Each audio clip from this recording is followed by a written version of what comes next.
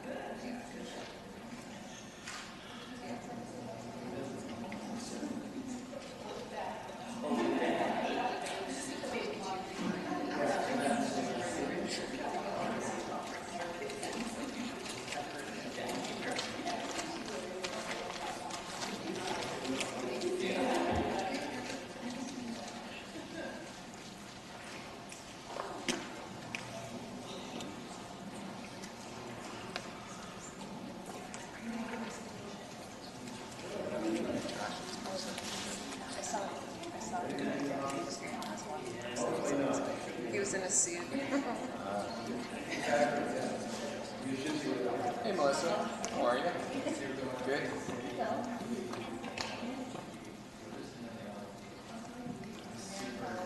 Two consent items.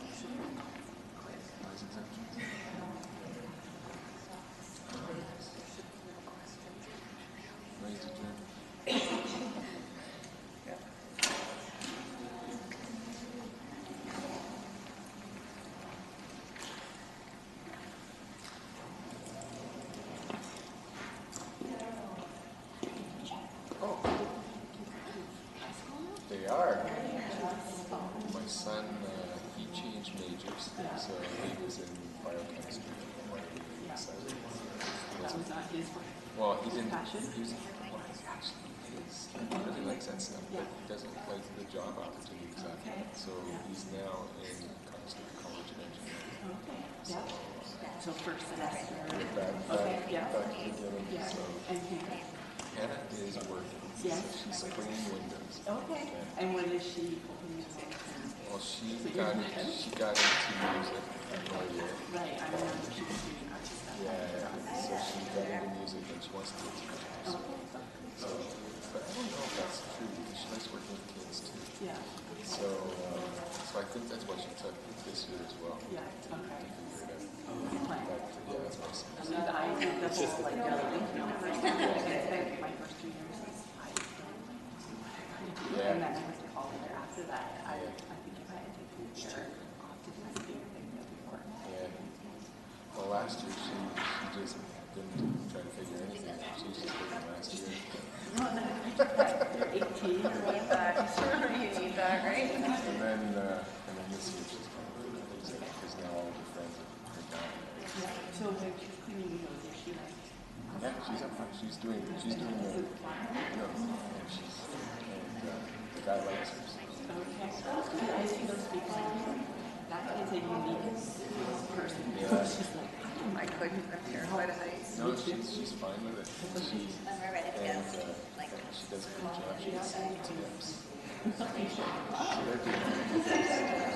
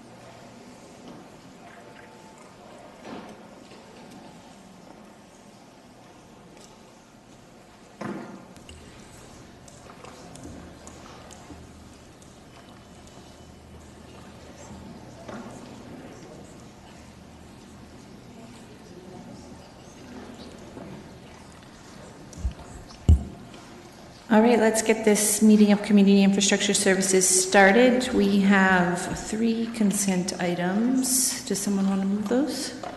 Moved by Councillor Johnston. Any questions?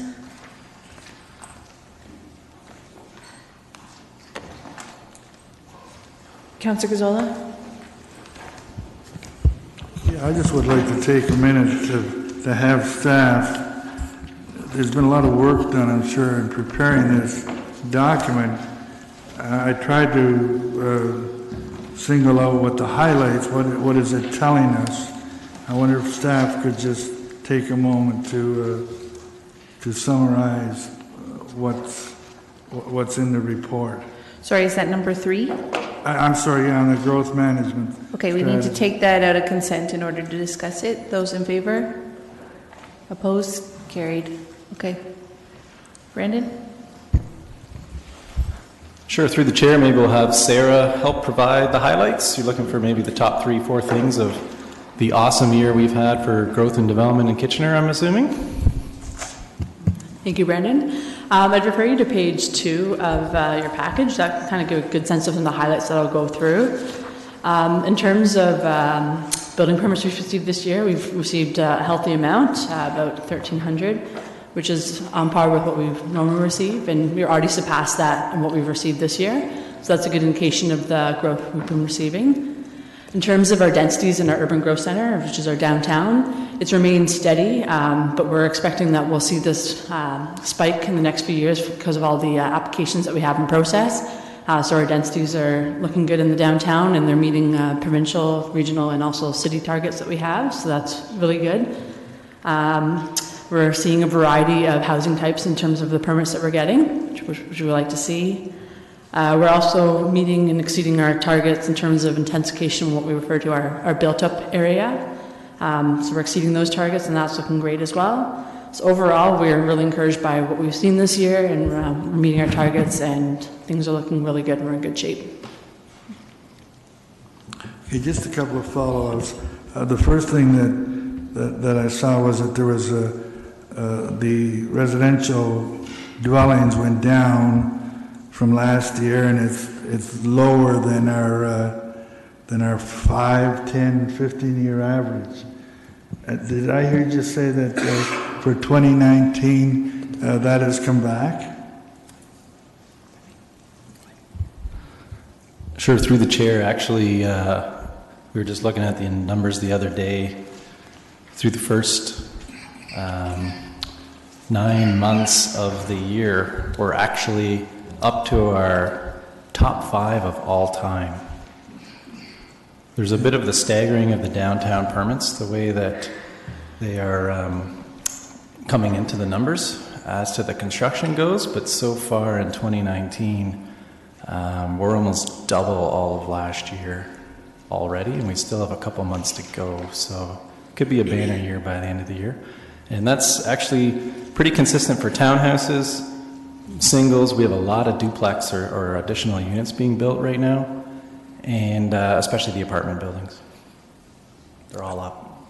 Okay, my final question, there's an awful lot of relevant and important information in this report. I'm sure a considerable amount of work is spent in preparing it. Can you tell me how you see it being used? Or is it something that's prepared, a lot of work, and then it's put on the shelf? Can you just give me some indication of how it's valued?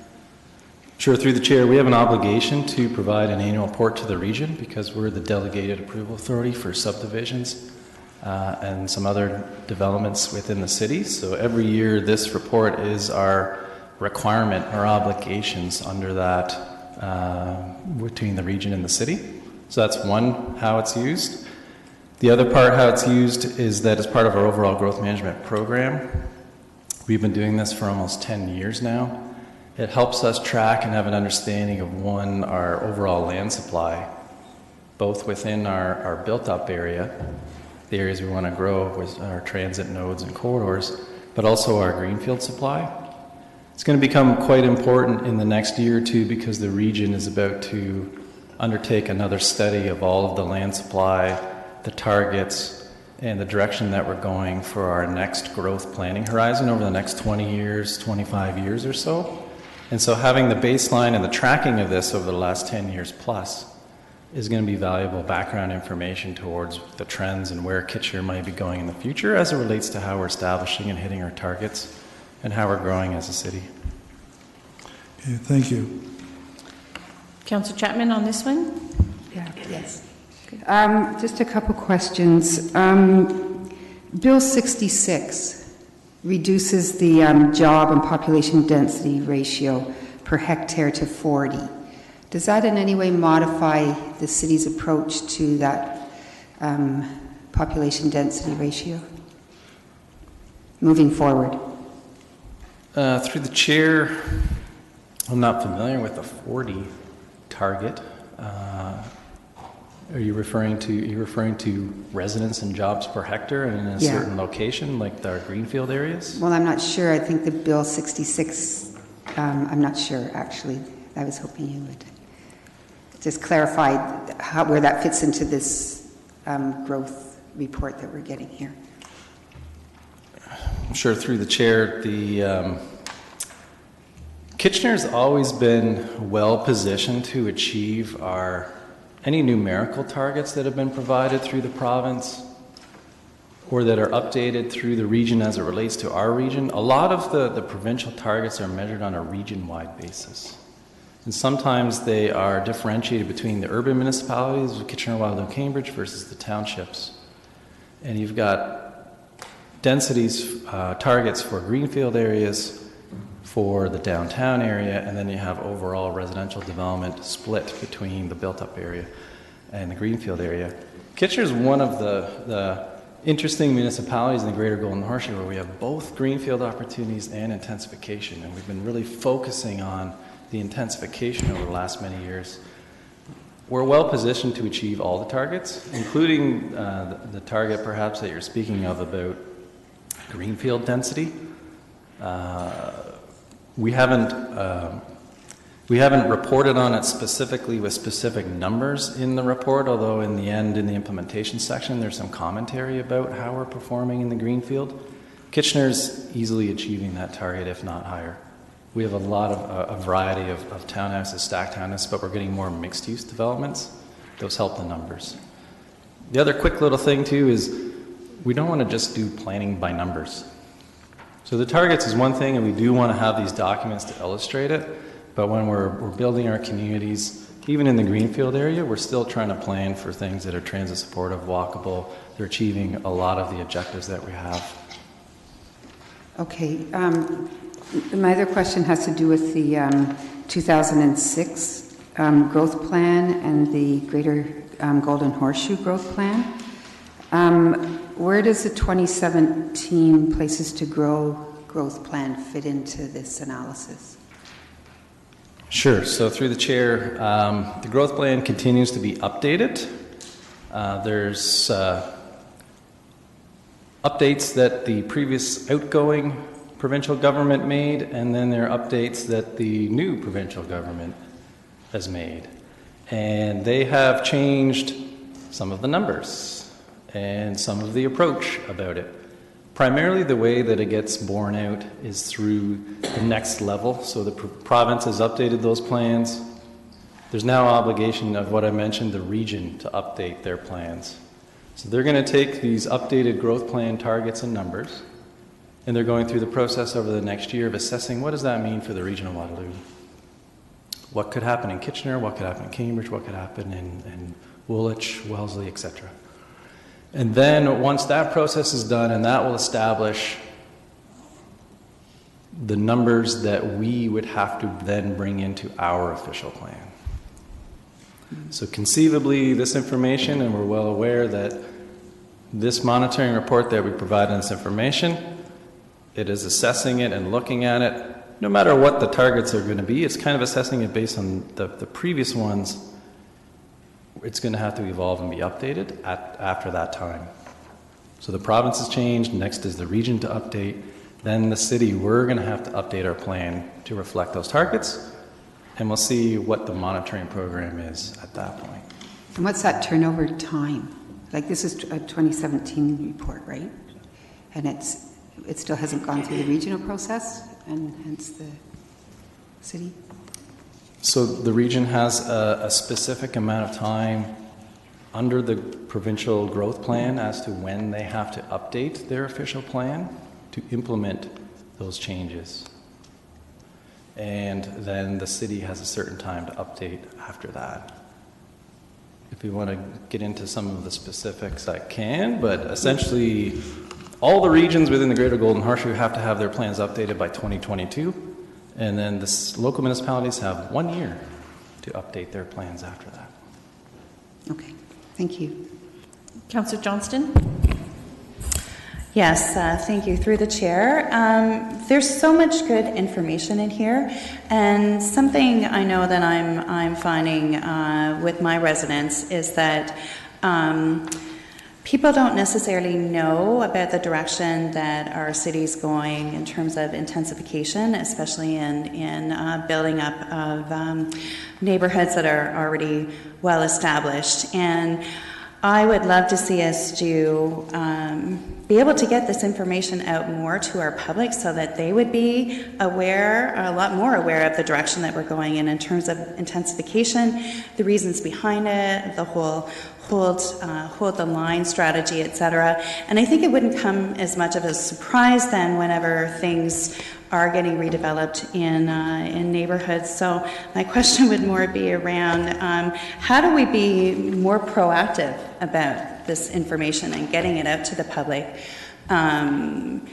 I know that we work really hard at that, and maybe people don't think of it as being really exciting, but I think it's something that's so important, and it only seems to hit people whenever it's happening in their neighborhood. Yeah, through the chair, that's a really good point. For those that would be familiar with the work that was done when we created the growth management strategy back in 2009, one of the action items was about communications and about engaging with the public about how our community is evolving and changing, and the types and locations of growth are changing. There was a 3-phase implementation plan for that, and we worked with our communication staff on that. There was a lot of work done. We had videos, we had a vignette, we had all these things online, in person, other things. When we got to kind of the 3rd phase of it, then it kind of became the issues that we ended up dealing with and creating the residential intensification and established neighborhood study was really, in my opinion, the evolution of that 3rd phase of needing to engage with people about how this intensification is happening in our neighborhoods. However, it has been many years since we've taken a stab at trying to bring this information out. So I think we had intended to update our program, but then and get back to the community about that. However, now all the provincial and regional stuff is all changing. So if we can find a way to do it within the upcoming framework, maybe that's something we can dialogue about through our growth management program and with council over the next year or two. Mr. Reedman would like to add something? Through the chair, so council may recall part of the development services review, the 2 main projects that were initiated were site plan and public engagement. So this is some of the discussion we're having around public engagement. How do we better engage with the community around development related projects? So this is something we're looking at through that process. Thank you. Okay, that's all the questions that we have with respect to the consent items. It's been moved. All in favor? Opposed? That's carried. Okay, we are going to continue moving on with the agenda, and we're going to go to number 4, the new urban design manual. And Adam's going to be giving us a presentation.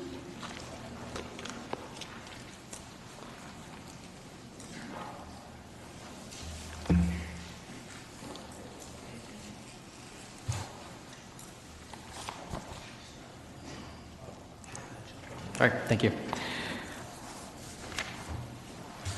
So first, I would just like to thank everybody for being here and for giving us the opportunity to bring the new Urban Design Manual Part A to committee this afternoon. So what does the Urban Design Manual do? The Urban Design Manual sets expectations. It creates a benchmark for community, site, and building design for land developers, city staff, and the community. The Urban Design Manual applies primarily to private site development, guiding built form, compatibility, site design elements, and other things. It also applies to the design of the public realm, green areas, and city-led capital projects to ensure that all of Kitchener is thoughtfully and comprehensively designed for the enjoyment of all. The manual seeks to provide both certainty and flexibility, which is a challenging thing. Design is complex, it's multidisciplinary, and it's iterative. There are many good design objectives that must respond to site-specific constraints and opportunities, and therefore do not fit within the framework of a zoning bylaw, for example. The new Urban Design Manual provides certainty by plainly stating the city's objectives, and flexibility by encouraging a collaborative process to determine how best to achieve those directives. And finally, the Urban Design Manual is an important implementation tool. For many major recently adopted policy planning documents, including the new official plan, the parts plans, so planning around rapid transit stations, stage 1 of the new zoning bylaw, which is the Crosby project, and the REN study, or the residential and infill in established neighborhoods study. How does the Urban Design Manual work? It has 3 parts. Part A is what's being presented here today for approval. It contains guidelines for various land uses and built forms, focusing on inclusive design, sustainability, outdoor comfort and open space design, compatibility, cultural and natural heritage, built form massing and transitional elements, and site functional elements. Part B contains specific design plans, such as streetscape plans for specific streets, neighborhood plans, and master plans. And Part C contains design standards, or the more technical design expectations for site elements. This includes things like outdoor lighting, surface parking, landscaping, etc. It will be updated in the near future. Part A is generally used by the industry to prepare an urban design report, which is reviewed by urban design staff as part of a site plan submission process. Part C is used by industry and staff to review and approve detailed drawings prior to full site plan approval, and Part B houses plans that would be too detailed or location specific to fit within Part A. So how has the manual changed over time? Kitchener's first urban design manual was approved 20 years ago, and that made Kitchener among the first to have a dedicated design manual and established us as a leader in design among Ontario municipalities. It was updated in 2010, bringing more progressive expectations for subdivision or new neighborhood design, CEPTED, which is crime prevention through environmental design, and drive-through facilities. But as we all know, dramatic change has occurred in Kitchener, not just over the last 20 or even 10 years, but ongoing substantial change that has been catalyzed just in the last few years. The new manual preserves much of what made the 2010 manual such an effective tool for subdivision design, but provides a necessary and more sophisticated set of expectations for intensification areas, urban infill, and transit-oriented development as well. And that's to ensure that Kitchener remains a design leader as it grows up rather than out. A good example are the tall building guidelines, which were approved in December of 2017.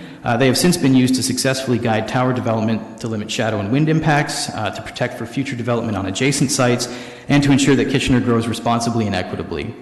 The new manual brings a similar philosophy to other land uses and built forms throughout the city.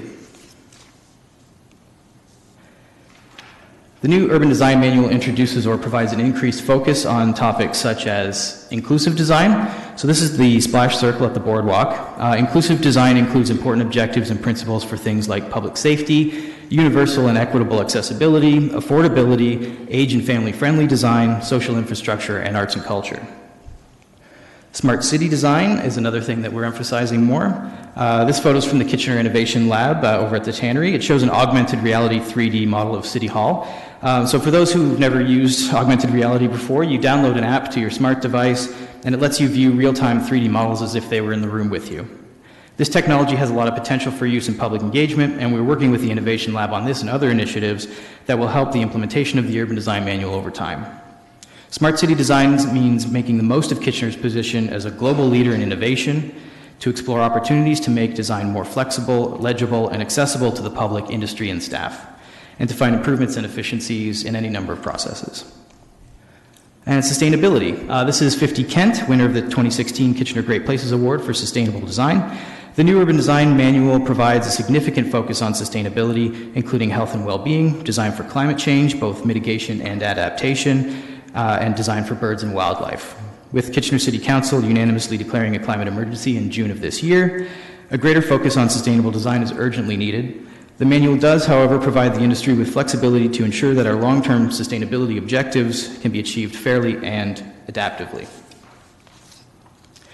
And finally, intensification and compatibility. The new Urban Design Manual acts as a substantially greater resource for development within intensification areas, emphasizing compatibility and limiting undesirable impacts. With the launch of the ION and the surge of development in the downtown and within station areas, it is critical that we have a manual that can address complex, challenging infill development in a sophisticated, adaptable, and scalable way. All of this helps to create a city for everyone. And building a city for everyone means that we need to create an urban design manual for everyone. This meant extensive industry and stakeholder consultation, which included 15 industry interviews and 11 meetings with citizen boards and committees of council, resulting in over 300 written comments. But it also meant extensive and unique public engagement. Public engagement on an urban design manual is not necessarily common practice, but we wanted to create a manual that the public could use, that reflected their priorities and understood their concerns. Early in the process, we held 6 different coffee shop chats around the city, and this photo is of one of them, to hear from as many different people from as many different wards as we possibly could. Around the same time, we created an online survey through Engage Kitchener to solicit additional feedback. We also set up shop for the day at 44 Gaukel for Doors Open Waterloo Region, which let us speak with an expanded audience of people who are particularly engaged with built form and urban issues. We held a downtown design talk for residents of the downtown. And we held 6 design charrettes for central neighborhoods.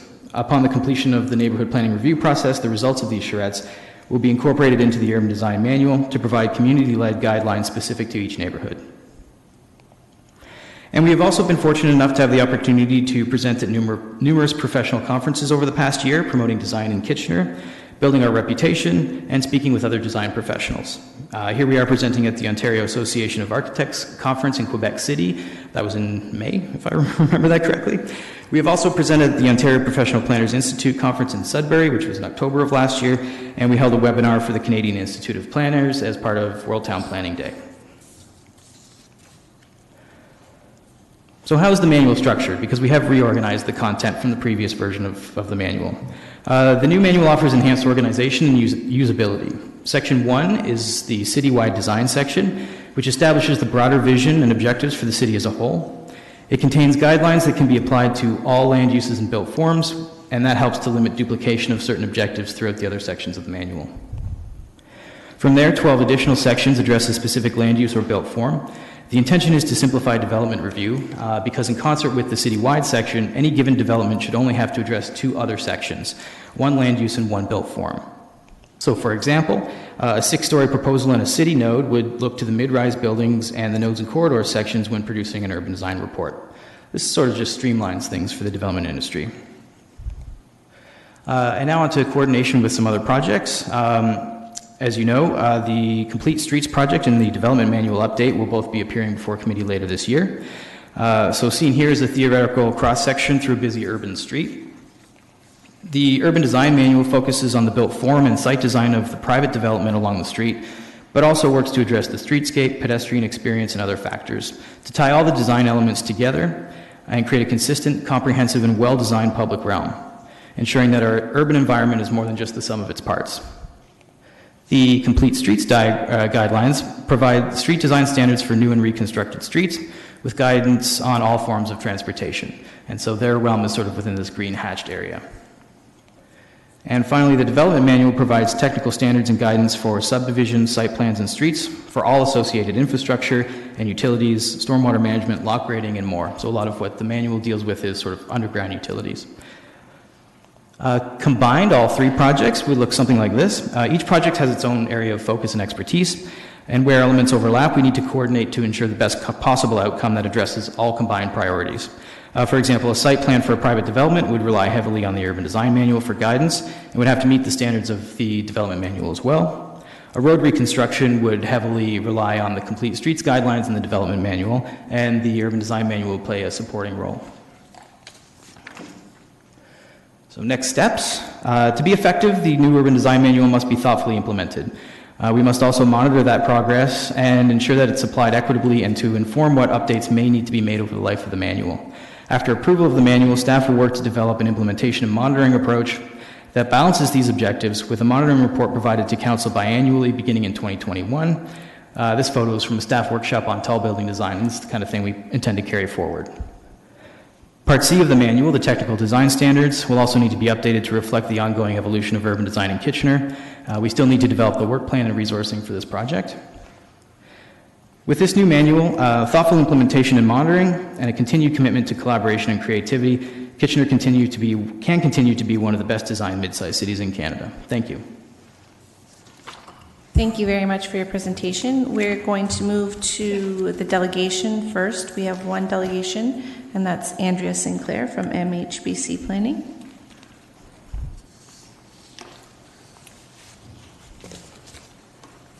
Welcome, Andrea. Hi, good afternoon, everyone. I'm a planner and associate with MHBC Planning, and I'm here today on behalf of the owners of Bingamons. We're here in support of the city's new urban design manual as it relates to the Bingamons property.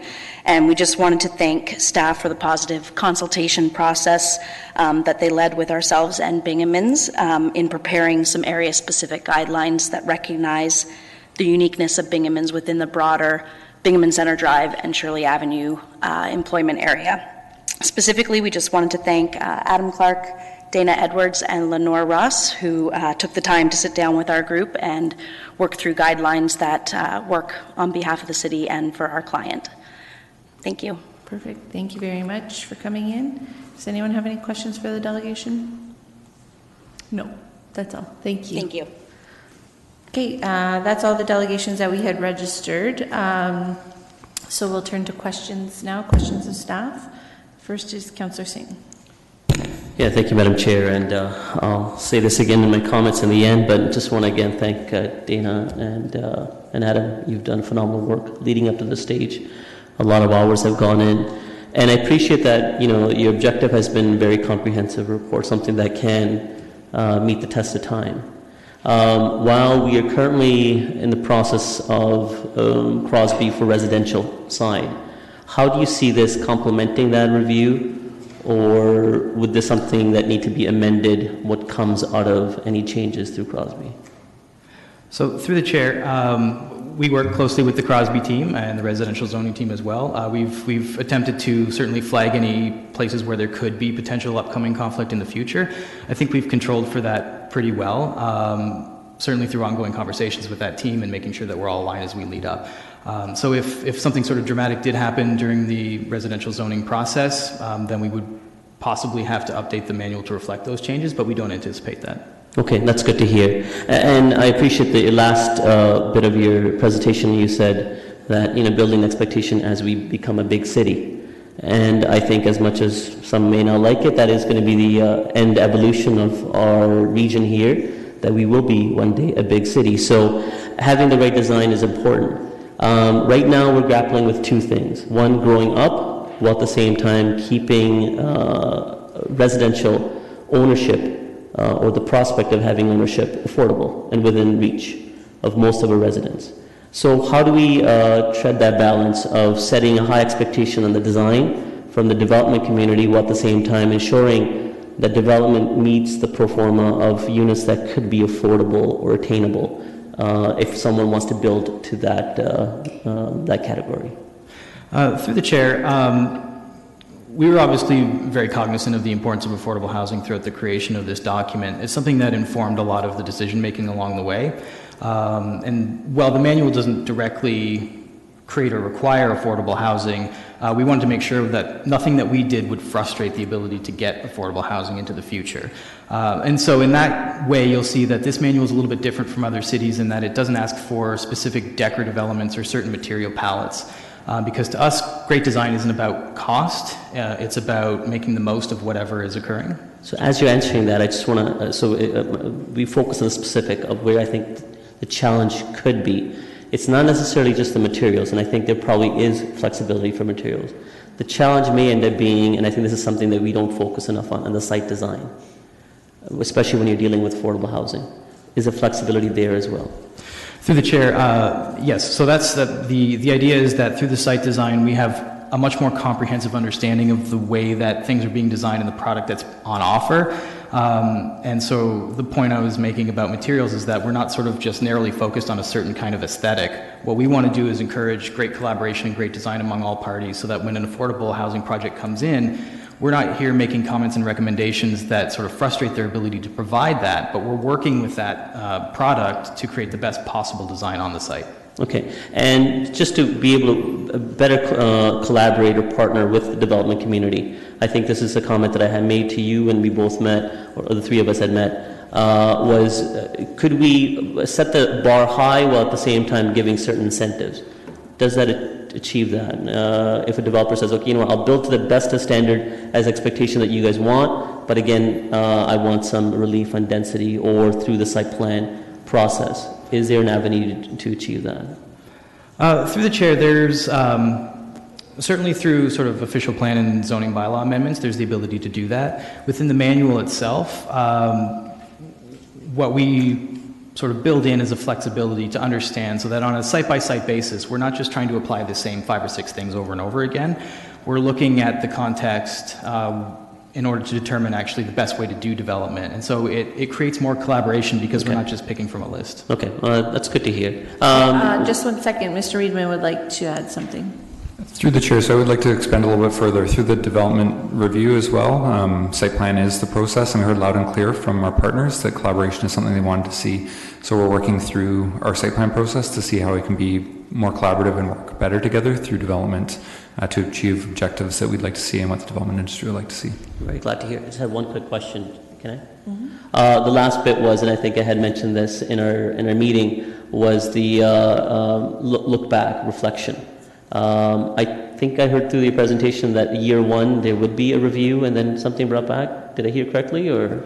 Through the chair, our intention is to sort of go away after approval and develop the implementation and monitoring plan to deliver back to council in 2021, just because with a new manual, it takes some time to implement on new site plan developments. Also, we want to align it with the Kitchener Great Places Award so we can sort of do a design thing to council all at once and do it that way. But yeah, that's sort of the next step for us is to create that plan. So that's already established, that there will be a way to come back and go back to the development community as well, ensuring that the changes that we made are making sense in the real world also.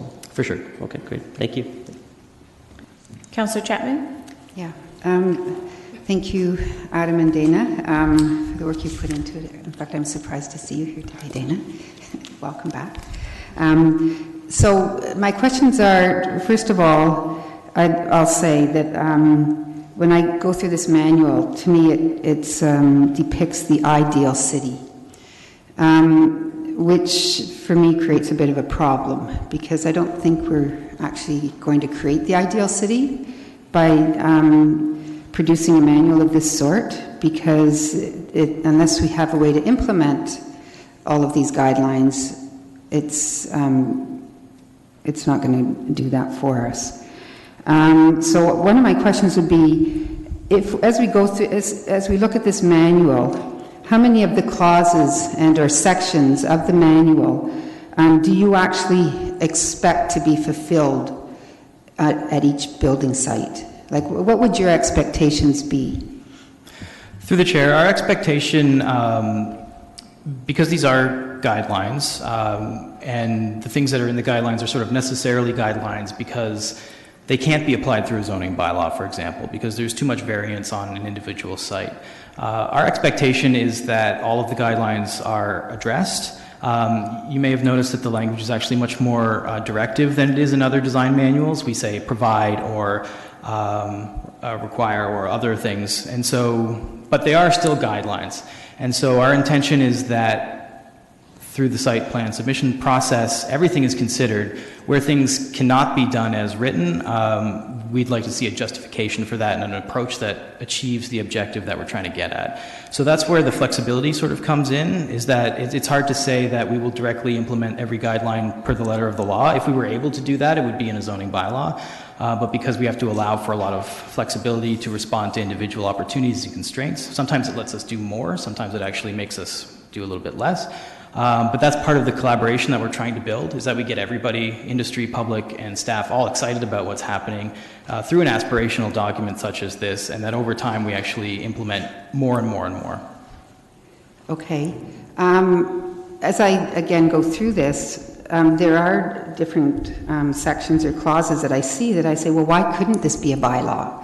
Like how, and maybe I need more guidance on this. How can I, if I want to pick out some sections and I want to say, I'd like to see this be a bylaw because I think it is applicable across the board, how would one go about that process? Through the chair, that is something that we're hoping that the implementation process reveals to us, which is whether it's from recommendations from council or the industry or public, we can actually identify the guidelines that are achievable, say, 95% of the time, and that we can put those into a future zoning bylaw update if that's determined to be the correct way to go from the zoning team, from the rest of the planning division, and from council's direction. Okay, so you're saying that there is potential to do that. Okay, and can I just ask for a minor amendment? On page 1, under the section inclusivity, if you could add at the end, somewhere at the end of the first paragraph, where you list all the different cultural identity and identities and age groups, etc. If you could add, and all socioeconomic statuses or statuses. On page 1. Citywide. Oh, yeah, citywide, page 1. Under inclusivity, the end of the first paragraph.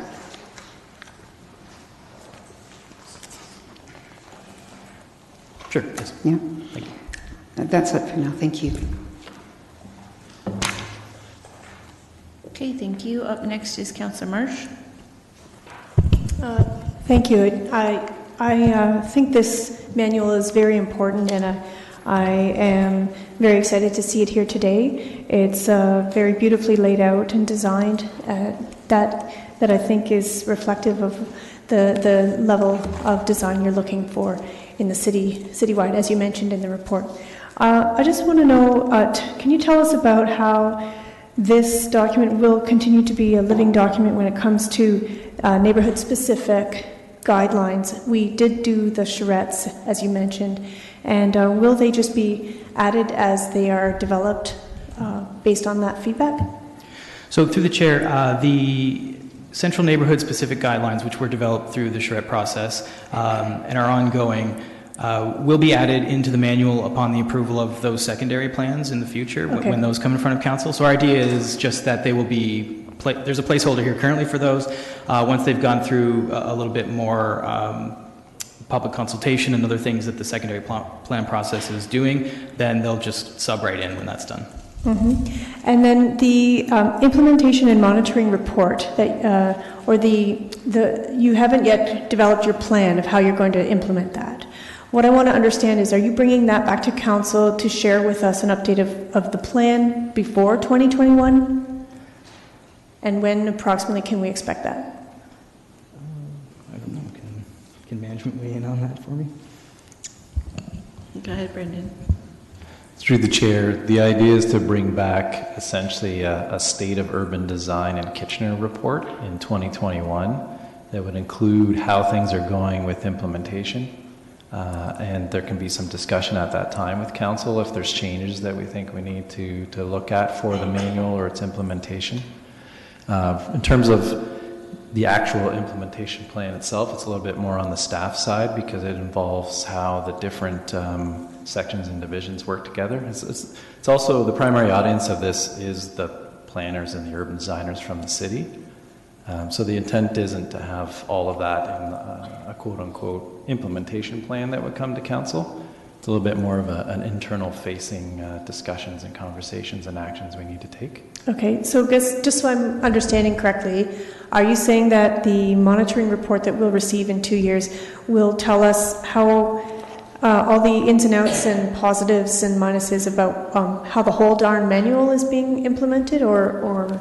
Yes. Okay, great. Those are all my questions for now. I'll have comments later. Councillor Schneider? Thank you, Chair Galloway Seelock. Thank you for this the outcome of this. I know there was so much work that went into this from so many different inputs. And when we're talking about these being guidelines, so we can't have them as hard and fast rules, but the development industry was part of the inputting on this. And how would you describe their buy-in to these guidelines? Through the chair, it's been quite collaborative, positive process, I would characterize it as. The industry sort of understood better what we were trying to achieve once we were able to sit down with them one-on-one. Especially, there's a little bit of hesitancy around the use of more directive language relative to other manuals that the industry might be used to that say things like encourage or consider. But once we made clear and actually wrote in the upfront part of the manual that the expectation was provide this, and if you can't, then let us know what your strategy is to achieve the objective. The industry sort of, I think, understands that very well. We've been working with them throughout the process, trying to build that collaborative spirit that we all want to have eventually. And this may be hard to answer, but I would imagine that the intention of this is to build great buildings and for the city, and I would take that the development industry would also like to do that. Would you see, let's say, one developer comes in, they follow the guidelines, they build a great building. Now there's a space down the road or next to it. Does that maybe encourage that developer to match or better that? I know that might be hard to answer, but maybe that's one of the intentions of this. Through the chair, that is an experience that we've had reported to us from the industry, is that a development of a certain quality does encourage and reinforce the need for development of similar quality adjacent. So we've heard that directly from the industry, that we can sort of float all boats at the same time through this. And by being able to do that while remaining flexible and by not sort of adding a lot of cost, I think has been really important for everybody involved. Okay, and just one final question. I know this is based on newer buildings, but what if there's an existing property and they want to expand, but they've got an earlier footprint and maybe some of these guidelines don't quite 100% match? Do we have the ability to invoke some grandfathering issues or work with them to have their property as uniform as possible? Yes, through the chair. It's our intention to allow that kind of flexibility on sort of any site-specific constraint or opportunity. But where there is an existing phase, and for example, or a new addition is added, we would look to the Urban Design Manual to provide guidance on what's being built. But we would also be very careful about providing comments around compatibility, making sure the whole thing looks good in the overall, and allowing that project to sort of be the best that it can be with the conditions that it starts with. Okay, thank you. Councillor Ioannidis? Thank you, Chair Galloway Seelock. The question I have is, I just wanted to touch base with the staff on this, and it's regard to a concern that I've been receiving for many, many years dealing with light pollution. And I just want to know what's in here in particular that is to dealing with that. Through the chair, we do have numerous guidelines speaking to light pollution, certainly about maximum color temperature and other factors as well. It's also our intent to, during the update of Part C of the manual, to provide much more very specific standards about light pollution, even beyond what we have today. So while there is a lot in Part A that actually speaks to light pollution and wildlife design and things like that, the specific techniques or the standards will be in Part C in the future, but the two will work together. Okay, so in other words, we will have sort of a standard in between those two projects? Okay. Yes. All right. Well, thank you for your patience with that issue. I know you guys have been dealing a lot with that, so I appreciate that. I have just a couple questions. They're more getting into the nitty-gritty of some of it. It's with respect to the new development section on page number 8 with regards to traffic calming. And it talks about, I just got to get there first.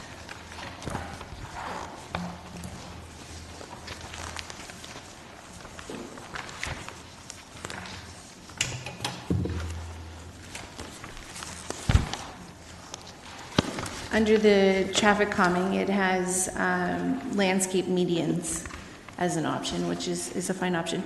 Who is responsible for maintaining those once they're built? Through the chair, if the landscape median is in the middle of the right-of-way, then the maintenance cost would be on the city, as I understand it. Sorry, I shouldn't necessarily speak out of turn, but this is my best understanding of the thing. If it's a boulevard on the sort of on either side, I believe that the maintenance is left to the individual property owners there. Okay, so I guess my other question was with regards to focal points and gateways. Again, who is responsible for maintaining those? Sorry, can you repeat that? The focal points and gateways into communities. Can I get someone who's got a little more new neighborhood experience? Go ahead. Sorry. Through the chair. The focal points and gateways, it'll be a matter of what is determined through either a plan of subdivision or a site plan. So if a piece of public art from a site plan perspective is placed on private property, then it would be the private property owner. If there's some form of arrangement that's made that maybe it's purchased by the developer, but it's on public property, then we would have to make an arrangement for what that would look like in terms of ongoing maintenance responsibilities. So that is all determined through site plan. Who's responsible? Site plan or a subdivision process. Okay. I think it's important because we're having some issues with that right now. So I think it's important if we're asking developers to do these types of things, which aren't bad things to ask, how are they going to be maintained moving forward? And some of them have substantial cost to them. So I think the city has to be ready to take on some of that cost when we ask for these types of things. Brandon, did you have something you wanted to add? Yeah, sorry about that. Just to supplement a bit on the subdivision side of things, and I think I know the particular one that may be of issue or interest. There is a council policy about entry features, and it deals a little bit, and the manual does deal with a little bit of the direction about maintenance, and has in the past. There is the possibility that if there is an entrance feature on a corner of land that the city would then take ownership through the subdivision conditions, can deal with a one-time payment towards maintenance to a certain limit. I think that needs to be recalled when we're doing new subdivisions. The other part of it too is our practice has been, and we haven't had a lot of these lately, is with the subdivision report. When it comes for draft approval to council, we identify in the financial implications sections these type of things. Because we are trying to build that in and help out the operations and maintenance to know that, hey, in a couple of years, this thing's going to be built. We're going to have to maintain it one day to start to build that into future operating budgets. That's good. It's good to hear. I knew it wasn't necessarily going to be written in stone in this document, but just wanted to make a point that if we're asking for things, we also have to be ready to maintain some of those as well. That's all the questions that I see. So I guess comments. There's a number of comments. Councillor Ioannidis. Thank you, Chair Galloway Seelock. First of all, I just want to thank the team for doing a phenomenal job. You guys are a great bunch, rising stars in our planning department. I feel what I really like and what I've noticed in here too is, in particular with Section 4 dealing with the central neighborhoods, and you added a couple pictures of some infill development that I'm very familiar with, and which is what I was hoping to see, and they're fabulous, and I'm glad that they're recognized, and I think these are great guidelines for the compatibility and the natural heritage and et cetera, and I'm glad that they're in here. So excellent job for that. But overall, I think this is a great guideline for our community for our design to strive for better. And as I mentioned in the past, for me, good design will always outwin all the negativity of whatever the development is. And if it's built well and looks well, won't be detrimental to any neighborhood. To me, it will totally enhance the neighborhood and raise the values of everyone in that area. So to me, this is a great document, and again, thank you very much. Councillor Marsh. Thank you to Dana and Adam in particular for your hard work and dedication in getting this to where it is today. Thank you especially to Dana for coming in during your mat leave and showing your dedication to the work that you've done, and we'll look forward to seeing you back in action when no earlier than when you're supposed to, but yeah, after this. So I just want to mention that I think, as we saw on the weekend, a very exciting weekend in tennis, Bianca Andreescu, she said in an interview afterwards, I set my goals higher than I thought I might be able to achieve. We have to set and so we can gain a little bit of inspiration from her that, if this manual is a perfect city, on paper, then perfect. That's what we want. And so we need to set our goals high. We need to express to the whole development community, to everyone in our community, we don't want anything less than a very great city, a well-designed city. And so that's our message using this manual. And if in future we want to set in stone some of these very strong guidelines, I'm all for it. But let's take this initial step and see where it leads us. And so thank you again, and let's keep our bar high. Mayor Verbenovich.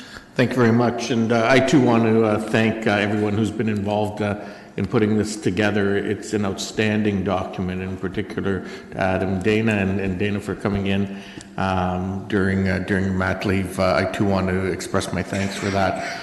As has been pointed out, we are a growing community, and with growth, I think it becomes ever more important that we focus on things like urban design as we see more intensification and so on happening in our community, because having a community that's walkable, that people feel like they can relate to and connect with through its urban design makes it a much more livable community. And I think this document really strives to set a tone in terms of what and how we're hoping to see this community evolve going into the future. I also like how the document interconnects with other pieces of planning policy and community policy that we've developed. Later after this issue, we're going to be dealing with Love My Hood, and we see how that sort of connects in through placemaking as part of this. We see about things like traffic calming and complete streets, and how that will ultimately relate in with this document, which we know is often one of the things we most often hear about from residents in terms of concerns around traffic safety, cycling, pedestrian access, and so on.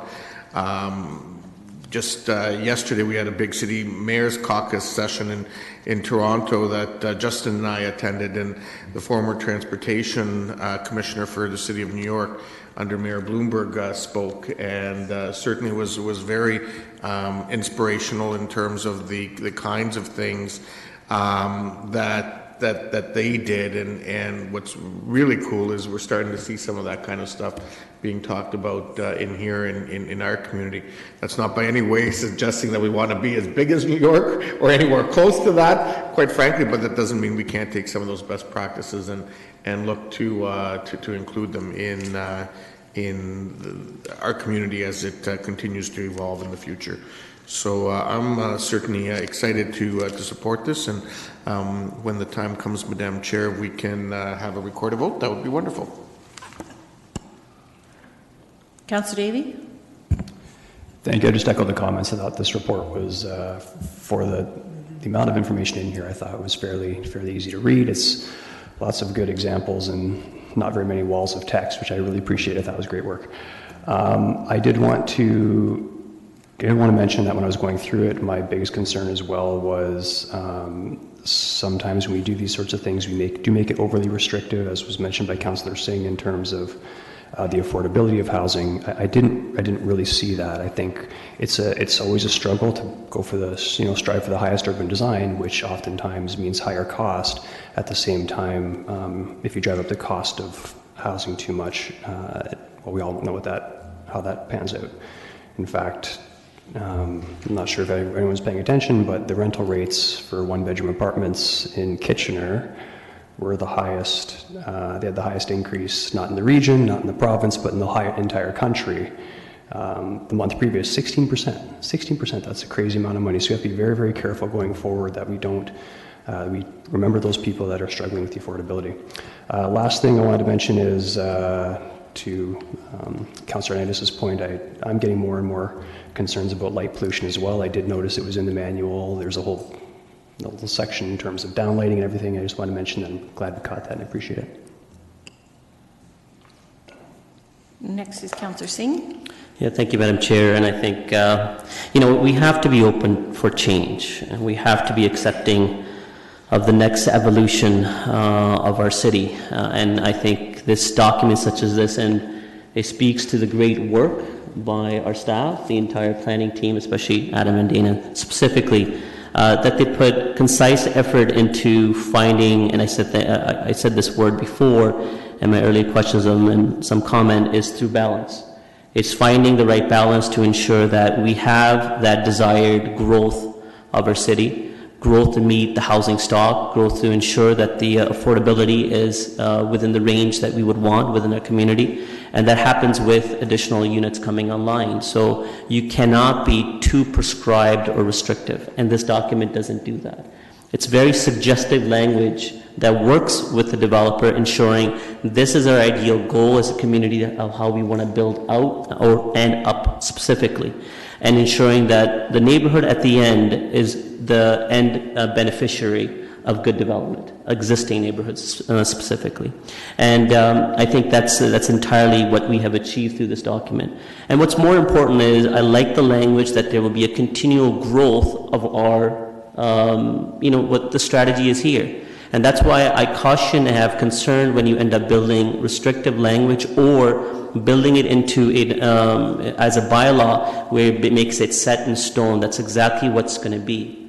And that unfortunately can end up being a bit of a barrier. This allows us to work moving forward with the development community, ensuring what is working, what is good, and what can we improve upon. And that's the ideal of a growing community. Not restriction, but continual growth and nurturing. I like what this document does. It nurtures the right growth in a community, and I want to compliment staff for that. Councillor Marsh? I don't believe we have a mover yet. I don't. I'm happy to move this, and I'd like to ask for a recorded vote at the time. And I certainly hope that we have unanimous support for this. I also want to just quickly mention that the Great Places Awards will be this year on November 19th, and I, having been on the panel, the selection panel this year, I can say that there have been nominations for buildings that are specifically for affordability, and so it's not. So we are looking to recognize good design with less expensive products as well. So that's something that I think that the city should continue to encourage as we go forward. Good design doesn't mean the most expensive. Councillor Johnston? Yes, thank you. I just wanted to thank staff for this report. I think what you come up with here is a living document that makes this community a progressive, fun, interesting, dynamic place to live, and I think you've done an amazing job with it, so thank you very much. I'll just give my final comments. I too just want to thank you for everyone for all your hard work and effort in this. It's not something that just comes overnight. There's a lot of hard work and effort that goes into it. And as many people have mentioned, it's very readable, and it's the language is great and it's very understandable. So thank you for that. And I think it speaks volumes that you've spent the amount of time that you needed to creating this, and that there's no opposition. There's a lot of guidelines in here and a lot of, I won't say rules, but a lot of things that the development community have to or should follow. And the fact that we don't have, we had one delegation who was supportive of what we've done is really positive. So thank you for all the energy and effort that you put into making sure that this is a great document, not only for the city and for what it's going to create within the city, but also for the people who need to use it. So thank you very much. With that, that's all the comments. It's been moved by Councillor Marsh, and a recorded vote's been called.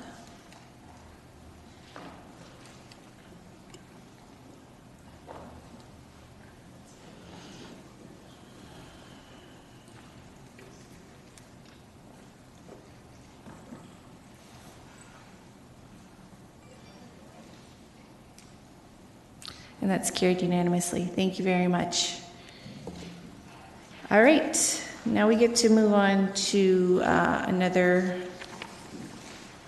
in my opinion, great report. And we will call upon Josh and Jenna for the Love My Hood 3-year review.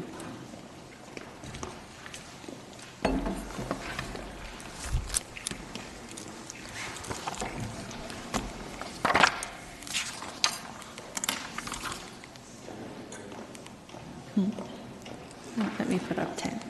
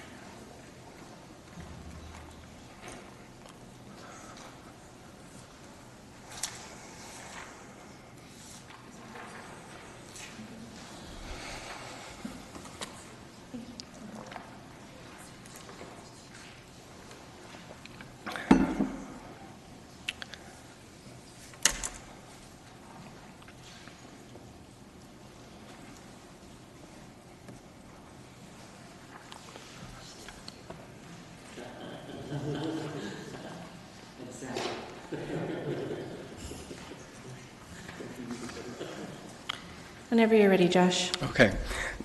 So hello, members of council. Thanks for having us here today. We're excited to share an update with you on the city's Love My Hood program over the last few years. I'll have a brief presentation, and then we have like a short 30-second video, and then myself and my team are here to answer any questions after all this. So I wanted to bring us back to 2015, where things kind of started. A project team was established with both staff and residents, and they came together to lead one of the most extensive engagements the city's ever done. So really reaching a ton of residents, 5,000 residents, and close to 4,000 hours of conversations, which was very exciting. And I did want to take a moment to acknowledge and thank the project team, and specifically a couple of the project team members in the audience today. So thanks Melissa Bowman and Doug McCluskey for being here. We do appreciate it. So in 2017 was when council approved the Love My Hood neighborhood strategy, which included a 3-year implementation plan, as well as reprioritizing existing funding into a neighborhood development reserve that would fund the program. The vision of the strategy I really like because it's very simple to communicate, but it's quite powerful in what it means. The whole idea of residents taking the lead, city supporting them along the way. It's a very unique approach for a city to take. And it's kind of looking at, well, residents know their neighborhoods, they live in it, they have great ideas. Let's work to support them in making those things happen through funding, tools, resources, cutting red tape. And so we do that often through the staff in the Neighborhood Development Office. We constantly support residents through that, and also our neighborhood liaisons as well. So in the neighborhood strategy, there were 32 actions. So by the end of this year, 80% of those will have been completed. So we're really excited with the progress that we've been making on some of these actions, which I should make a note, like although they're completed, they're constantly ongoing and iterating and improving and enhancing, you know, similar to any living type of process or document. but we're excited about the progress we're making there.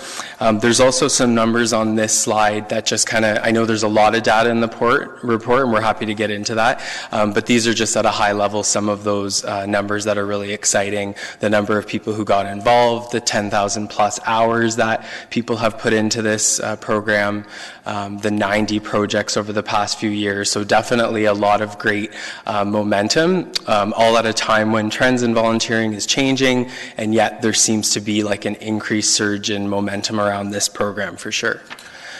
This is included in the executive summary, just a quick snapshot of some of the things that have been funded over the past few years, and all this credit really has to go to the residents again and their ideas to bring forward to make these things happen.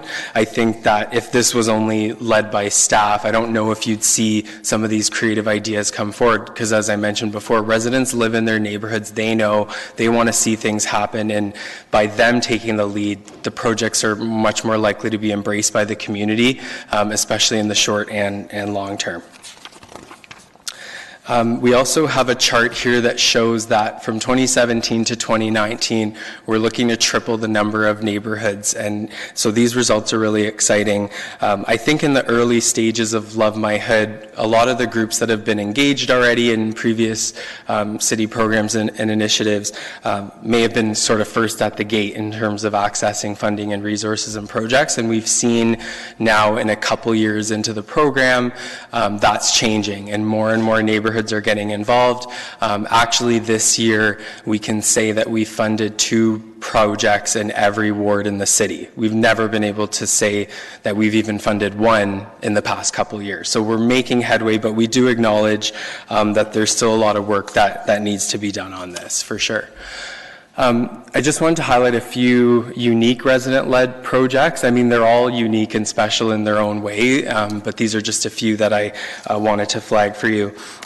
Lakeside Park's a really interesting one, the recycling program there, because there isn't any current recycling program regionally in parks. So the group of residents came together, and Lakeside's a beautiful place, and they wanted to keep it pristine. They wanted to introduce recycling, green bin, and also a bin for cigarette butts. And the program's going strong. They have a dozen volunteers dedicated to it, so it's really exciting to see that. Also, a tunnel vision project. So there's a tunnel in one area of the city, and it's experienced some vandalism, and it kind of maybe sometimes feel unsafe. So people came together in the neighborhood to submit this idea to paint the entire tunnel with community art and murals to kind of liven it up a bit. So again, these are really exciting projects that are really resident-led coming from them, and we're just here to support them along the way. I did include a couple quotes in the presentation just because I wanted to highlight that working together relationship, which is so critical to this work, resident staff working together constantly. And the resident quote really speaks to the appreciation of the funding, but also of the staff support, you know, having someone there that they can call and help navigate City Hall and various red tape. And the staff quote speaks to sort of that change in mindset, the culture change work that we've really been doing the past few years, where we might have said no on ideas in the past. Things have definitely changed, and there's a lot more interest in sort of supporting creative outside the box ideas. So there's a number of exciting things coming next that are outlined in the report. A lot of these are outlined in more detail there. The one I wanted to mention specifically here was the streamlining of the Love My Hood grants, because currently we have 3 separate grants and different criteria and application processes and that sort of thing, and we heard from residents that streamlining of that would be helpful, you know, 1 funding pot, 1 grant application and selection committee process, and also a grant that can be a bit more flexible and open to what residents are looking for. So up till now, we haven't actually come forward asking any funding of council for the Love My Hood program. It's all been funded, staffing, and reserved through reprioritization of existing funding. This is the first time that we're coming forward requesting ongoing permanent funding, as the current funding will run out by the end of this year. So a request around matching grant funding of about $150,000 a year, and also getting into some staffing requests. request. So I just wanted to highlight that we currently have 9 staff that work on Love My Hood on an ongoing basis, and we're recommending to continue to have 9 staff. These requests are more about making temporary positions permanent. We currently operate on 4 staff in the NDO, so dropping back down to 2 would really impact level of service that we've been providing. And then the part-time hours increasing to full-time really helps us get out into neighborhoods, reaching more diverse audiences. We have 2 staff recommendations in the report. I won't get into these specifically. I know we're not necessarily asking for any final decisions today, but recommending that the financial impacts be referred to the 2020 budget process. So just wanted to end saying thank you to everyone who's been involved. Again, particularly want to give a shout out to the residents who have really embraced this program over the past few years, really stepped up to the plate in wanting to lead great things in their neighborhood. So I really wanted to thank them. We have a short video to play next, about 30 seconds, and it's really quick scenes, but I think each scene in the video really has a whole story on its own that we could get into. So thanks a lot.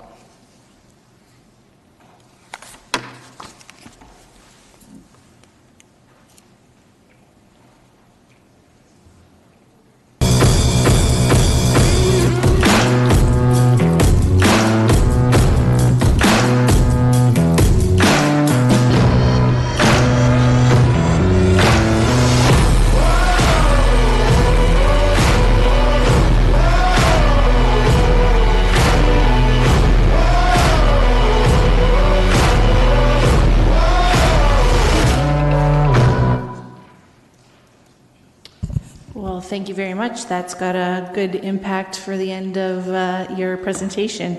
With that, we have a couple delegations that we're going to turn to. First, we're going to start with Melissa Bowman.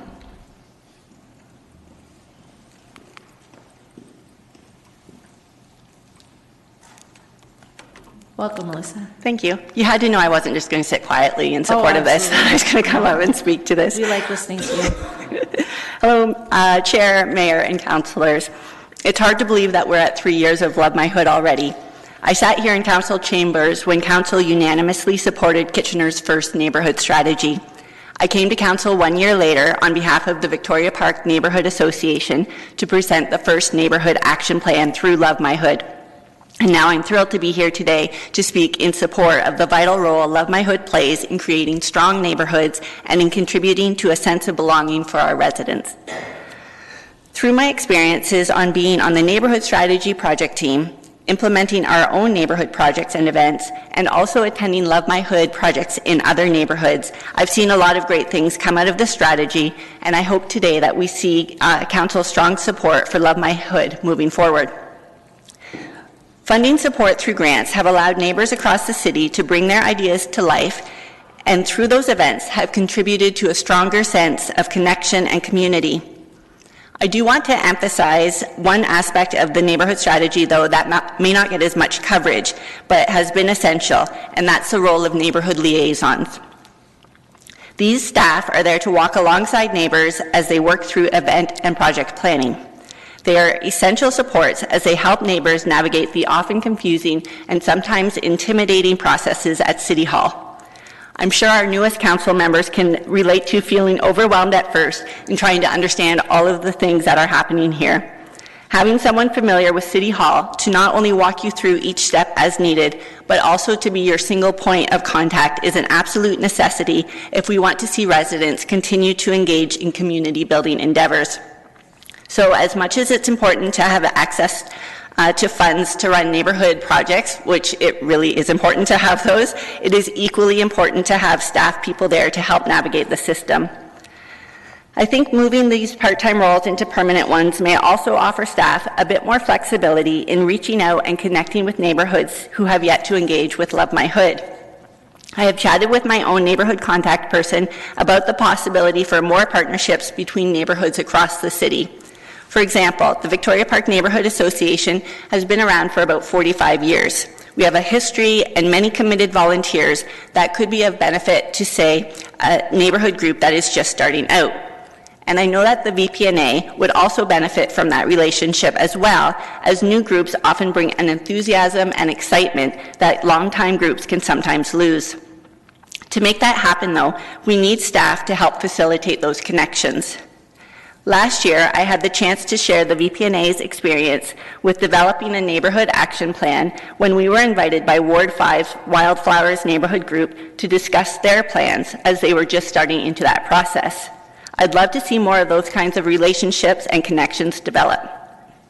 I love living in a city where I can so often say, well, in Kitchener, we're doing this really great thing. Let me tell you more about it.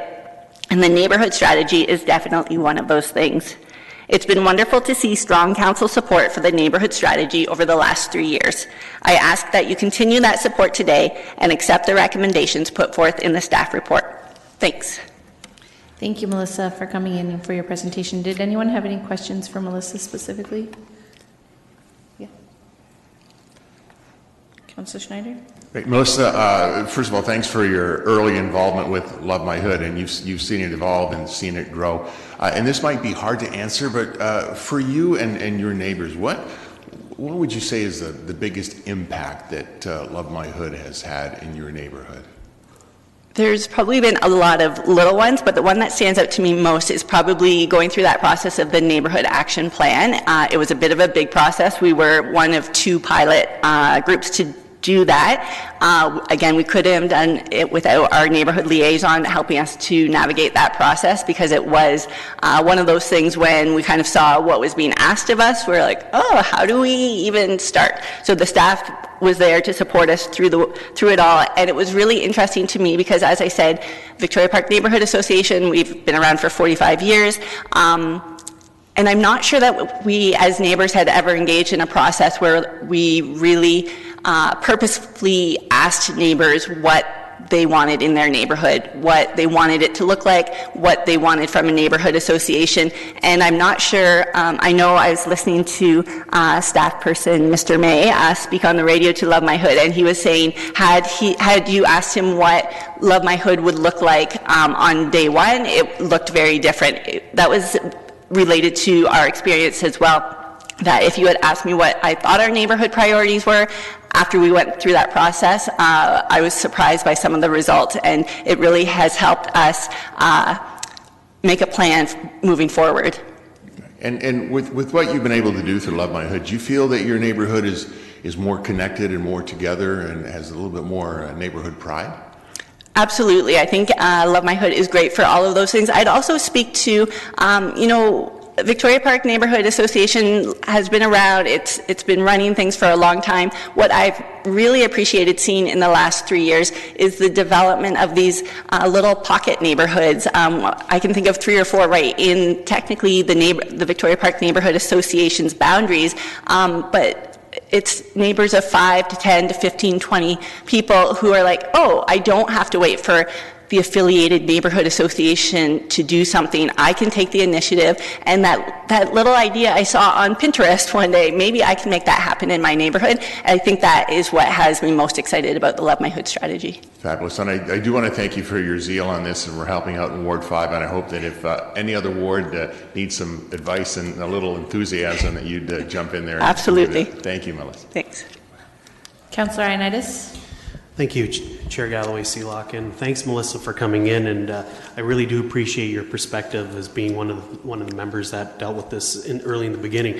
So one of the questions I wanted to ask you is, in the beginning, when you went through this consultation discussion, was there ever discussion about fair equity among the wards in dollar-wise? Are you saying as the Victoria Park Neighborhood Association when we were going through the neighborhood action plan? Sorry, can you just reword the question? Okay, when you were going through the Love My Hood discussion with the community groups as part of the Love My Hood team, did you ever discuss fair equity among the neighboring wards? Absolutely. I think equity is played a huge part in this.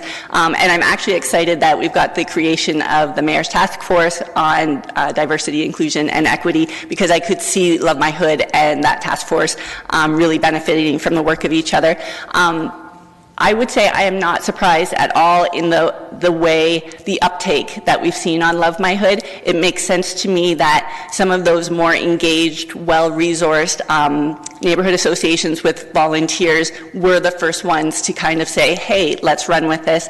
And as I said, one of the most exciting things for me is now seeing other neighbors in other wards or in other areas that are maybe not part of a neighborhood association saying, oh, this is something that we can do, that we can take this on ourselves. I'd also say, I think as counselors, you have a really exciting role in spreading the great work and word of Love My Hood. You are the first person to kind of be a champion for the work that Love My Hood is doing. I know when I see counselors showing up at events that 10 or 12 neighbors have put together, that is a real boost to the work that they're doing. So I think equity is absolutely a part of, it's enveloped in what Love My Hood is. And I would hope that just because some of those more engaged neighborhoods were first to take it up, that doesn't mean that's what it will look like forever. Okay, my other question, wouldn't you think it'd be more prudent if it was based on a population per population? Because that would really truly represent fair equity. Perhaps. I don't see it as playing out that way. I see Love My Hood as being a resource to empower residents to do what they see makes most sense in their neighborhood. I don't see how you could force it on people by dividing it up by ward or by population segment. In fact, it's been interesting to see, I know that there's been some neighborhood groups across ward boundaries who have connected on some of these projects. And as I mentioned, I would love to see more of that. I think there's a real opportunity for that. I don't think wards should play a part in this. I think it's about all the neighborhoods in the city coming together and doing what works well in their own little neighborhood. Okay, thank you. Okay, that's all the questions. Oh, Mayor Verbanovich. Thank you, and thanks, Melissa, for coming in today. And I wanted to explore a little more, because these are some of the questions I have for staff as well, but on the neighborhood action plan piece in particular. And, you know, one of the things that we haven't necessarily seen a lot of uptake on that, and I wanted to sort of get staff's perspective on that. But do you think there are ways that we can encourage neighborhoods that maybe have been reluctant thus far to participate in action plans to actually take that leap and get more involved from that perspective? Because that is something that for me is something I'd really like to see us sort of focus on in phase 2. I think I can see what's great about the Love My Hood strategy is I think there is something in there for all neighborhood groups. For me, one of the reasons why we kind of why the VPNA jumped on the neighborhood action plan is, again, being around for such a long time and thinking, I'm not sure that we've actually figured out what we're doing exactly here. And this seemed like a great way to kind of identify that. So to me, the neighborhood action plan would really benefit neighborhood associations in that situation, and also neighborhoods that are just starting out. It's a great process to go through. It can feel a little bit intimidating, so I think there could be some discussions around how to make that process a bit more streamlined and a little bit more user-friendly. I don't think some of the materials that the VPNA contributed to makes it any less intimidating. And if you recall our minutes, it was like an 80-page document that we created through that process, just because we were trying to figure out all of the ins and outs of what making up a neighborhood action plan would look like. I think it's one of those things when you have 3, 4, 5 volunteers who are on a board, a neighborhood board, who are maybe passionate about making sure we can do a street party each year. That doesn't always translate to the same people who want to figure out what the neighborhood's priorities are. So I think there may need to be some work done on how do you best find the people who are passionate about figuring out what a neighborhood's priorities are and bringing them into the fold, because I think there are people who want to make events happen, and then there are people who are just like, how do you make good neighborhoods happen? And I think it's just finding those people and plugging them in on the same team. Okay, and the other question I had for you is, I think part of what we've seen is that there's been less uptake in some parts of the city, and that could be from a variety of reasons, socioeconomic issues, you know, and as a result, people not, you know, having time, whatever. Do you think there's, as we move into subsequent phases of this potentially, do you think there's ways of actually sort of cross-pollinating neighborhoods and in fact looking to how we might encourage active people such as yourself and others in different neighborhoods actually maybe even help and support with some of those neighborhoods that have been less engaged to maybe encourage them a little bit? Absolutely. I think one of the things I love about neighborhood work is that every neighborhood brings something unique to the table. I loved meeting with the Wildflowers group in Ward 5. They were a newer group. They were so excited about they just wanted to take it all in. And I think we were able to offer something with some of our experience of going through a lot of those processes. I think we need some sort of like neighborhood matchmaking service through Love My Hood, because I think there is a real need and a real benefit for connecting neighborhoods across the city and across wards. So. What's that app called where you swipe left or right? I don't know. We need Neighborhood Tinder? We'll have Neighborhood Tinder, I think, for the next phase. Okay, thank you, and thank you. Those are the questions I have. And Madam Chair, I don't know if there's more delegations, but I have some questions of staff, and at the appropriate time would also like to move a recommendation. There's one more delegation, and then we'll have questions of staff.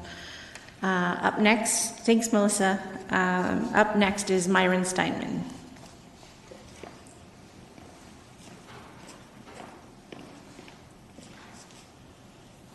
Welcome, Myron. Thank you. Ms. Galloway Seaway. I didn't know how to spell your last name, so I didn't include it in the... That's okay. I have given a presentation to councillors. So I'm waiting for this clock to go. It's starting to go. I am here representing the WRCGN, and WRCGN is very pleased with the City of Kitchener as strengthening neighbors. We're very pleased. And we believe we have a good, excellent relationship with planning and planning departments and Live Your Hood probably as well.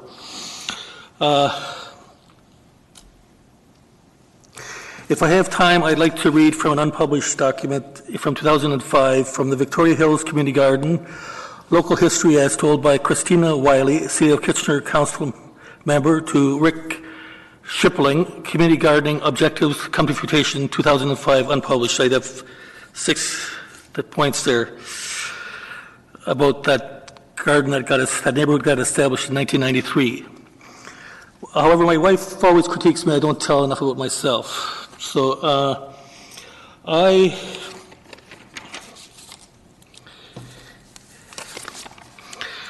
am a 4-year member of Cherry Park Gardening Neighborhood Association Steering Committee and a 1-year rep to the WRCGN. The Kitchener Cherry Park Neighborhood Association has water taps to 2 of our 3 gardens. We have water access from a water tap to 2 of our 3 gardens. And this was a major concern when I talked to Greg this morning, was the availability of water to the remaining gardens. That I believe we have 78 gardens in Waterloo Region. I believe there's 48 in the City of Kitchener, but I'm not sure. That's an unreliable source. And $1,000 is not enough to get water access to these gardens. Right now, these gardens are trucked by big trucks into bunkers about this size, about the size of this desk, and they're trucked there. And that is a nagging concern. So a little more about myself. I told you I am a 1-year rep to the Waterloo Region Garden Waterloo Region Community Garden Network. Okay, I'm a great-grandson of Daniel H. Steinman. My grandmother is Katie Erb, is an ancestor of John L. Erb. That's on my dad's side. My grandmother on my mother's side was Aliva Zaire, and my grandfather was Homer Shagel. You may recognize these names. They are Amish Mennonite community names. They're also Swiss names, Swiss Mennonite names. We are not related to, we're not named after, Erb Street was not named after us, but I just went on a nice trip to the John L. homestead. Okay, so in principle, I am not against anything that Melissa has said. I would like to acknowledge we're guests with this land. The city of Kitchener, Waterloo Kitchener, is the largest metropolitan area on the Grand Water watershed. I believe Kitchener Ward 9, which includes Cherry Park neighborhood and Victoria Park neighborhood, is a leader in this area. I'm also a member of Kitchener Centre at the municipal level, where Laura May is our MPP and where Reg is our MP currently. So, I am concerned about the concentration of buildings more than 3 stories high. I would like that there would, or this is not from me, we would like to allocate space for community gardens with new subdivisions, at least 1 plot per subdivision for community gardens. Land, second point, land is often a premium with decent, truly affordable housing. Land that was not available to this population is being removed from access from lower incomes. And then the last thing is, of course, water is trucked to bunkers in, I don't know if it's 48 gardens in the city of Kitchener. I don't know if that source is reliable, but it's trucked there, and we're concerned about that. And I was reading the Love Your HUD document, and it only allows for a $1,000 grant. And I don't believe a $1,000 grant will pay for a truck to come and deliver water there, or at least get a hose there, a tap there. In Cherry Park, in 2 of our 3 gardens, we do have gardens. And I see I don't have time to read from this document by Christina Wiley. But I will submit the first page for history. It's been written by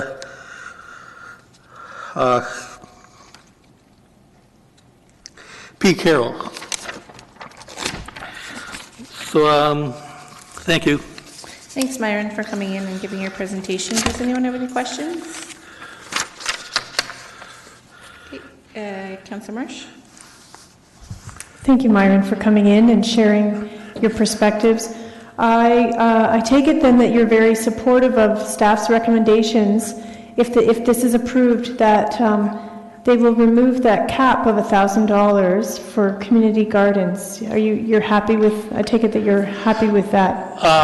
I didn't speak directly to anybody from the WRCGN about this, and the chair of my neighborhood association is out of town until tomorrow. But for myself as an individual, I'm not against that at all. I'm supportive of that. Okay, thank you. Councillor Chapman?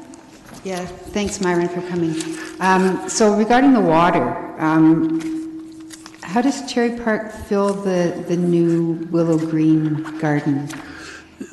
Which one? Tank? Isn't that the one that doesn't have a tap? The one where the cob oven is? The one that doesn't have a tap is the one where we discovered some artifacts of the Neutral Nation, and that's the site right behind the Habitat property. Okay, so what's your water source back there? I believe we still get that from a neighbor. Okay, so that's another. So that's very inaccessible. Actually, it's very inaccessible to get to that space. There is the region is spending $2 million to build a connective hub from the Iron Horse Trail to the Ion Station that is supposed to be built on Victoria and King, and it will skirt on the other side of Westmount Creek. So there's at this point, no way to fill that. We do have 3 raised gardens in Gilder Green that have a water tap, and we do have. I have a plot in Old Willow Green, and we have water tap access there. At the Old Willow. But the Carbon location.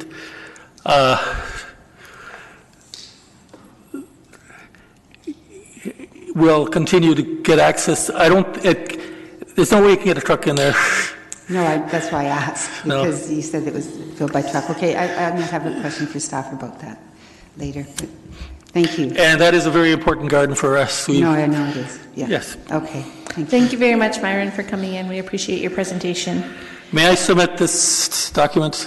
Yeah, you can give it to the clerk. Thank you. I'm just submitting the first part of it because this is the Victoria Hills Community Garden Local History as told by Christina Wiley to Rick Shipling, I'm not sure I'm pronouncing that right, Community Garden Objectives Come to Fruition 2005, unpublished document by Carol. Okay, thank you very much. Thank you, you're welcome. Okay, we have questions of staff. I had written down the order that they had come in previously. I'll start with Mayor Vrbanovich. Hold on. Thank you very much, Chair Galloway Seelock, and thank you to staff for a very comprehensive report that highlights, I think, many of the successes of this program, but also looks to the future and some of the opportunities from the lessons learned in terms of things we can tackle in the future. One of the questions that you heard me ask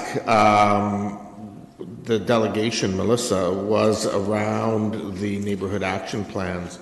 I'm wondering if staff had, since they had a bit of a heads up as a result of that other question, have been able to sort of put any thought to, how we might get more uptake on that going in the future.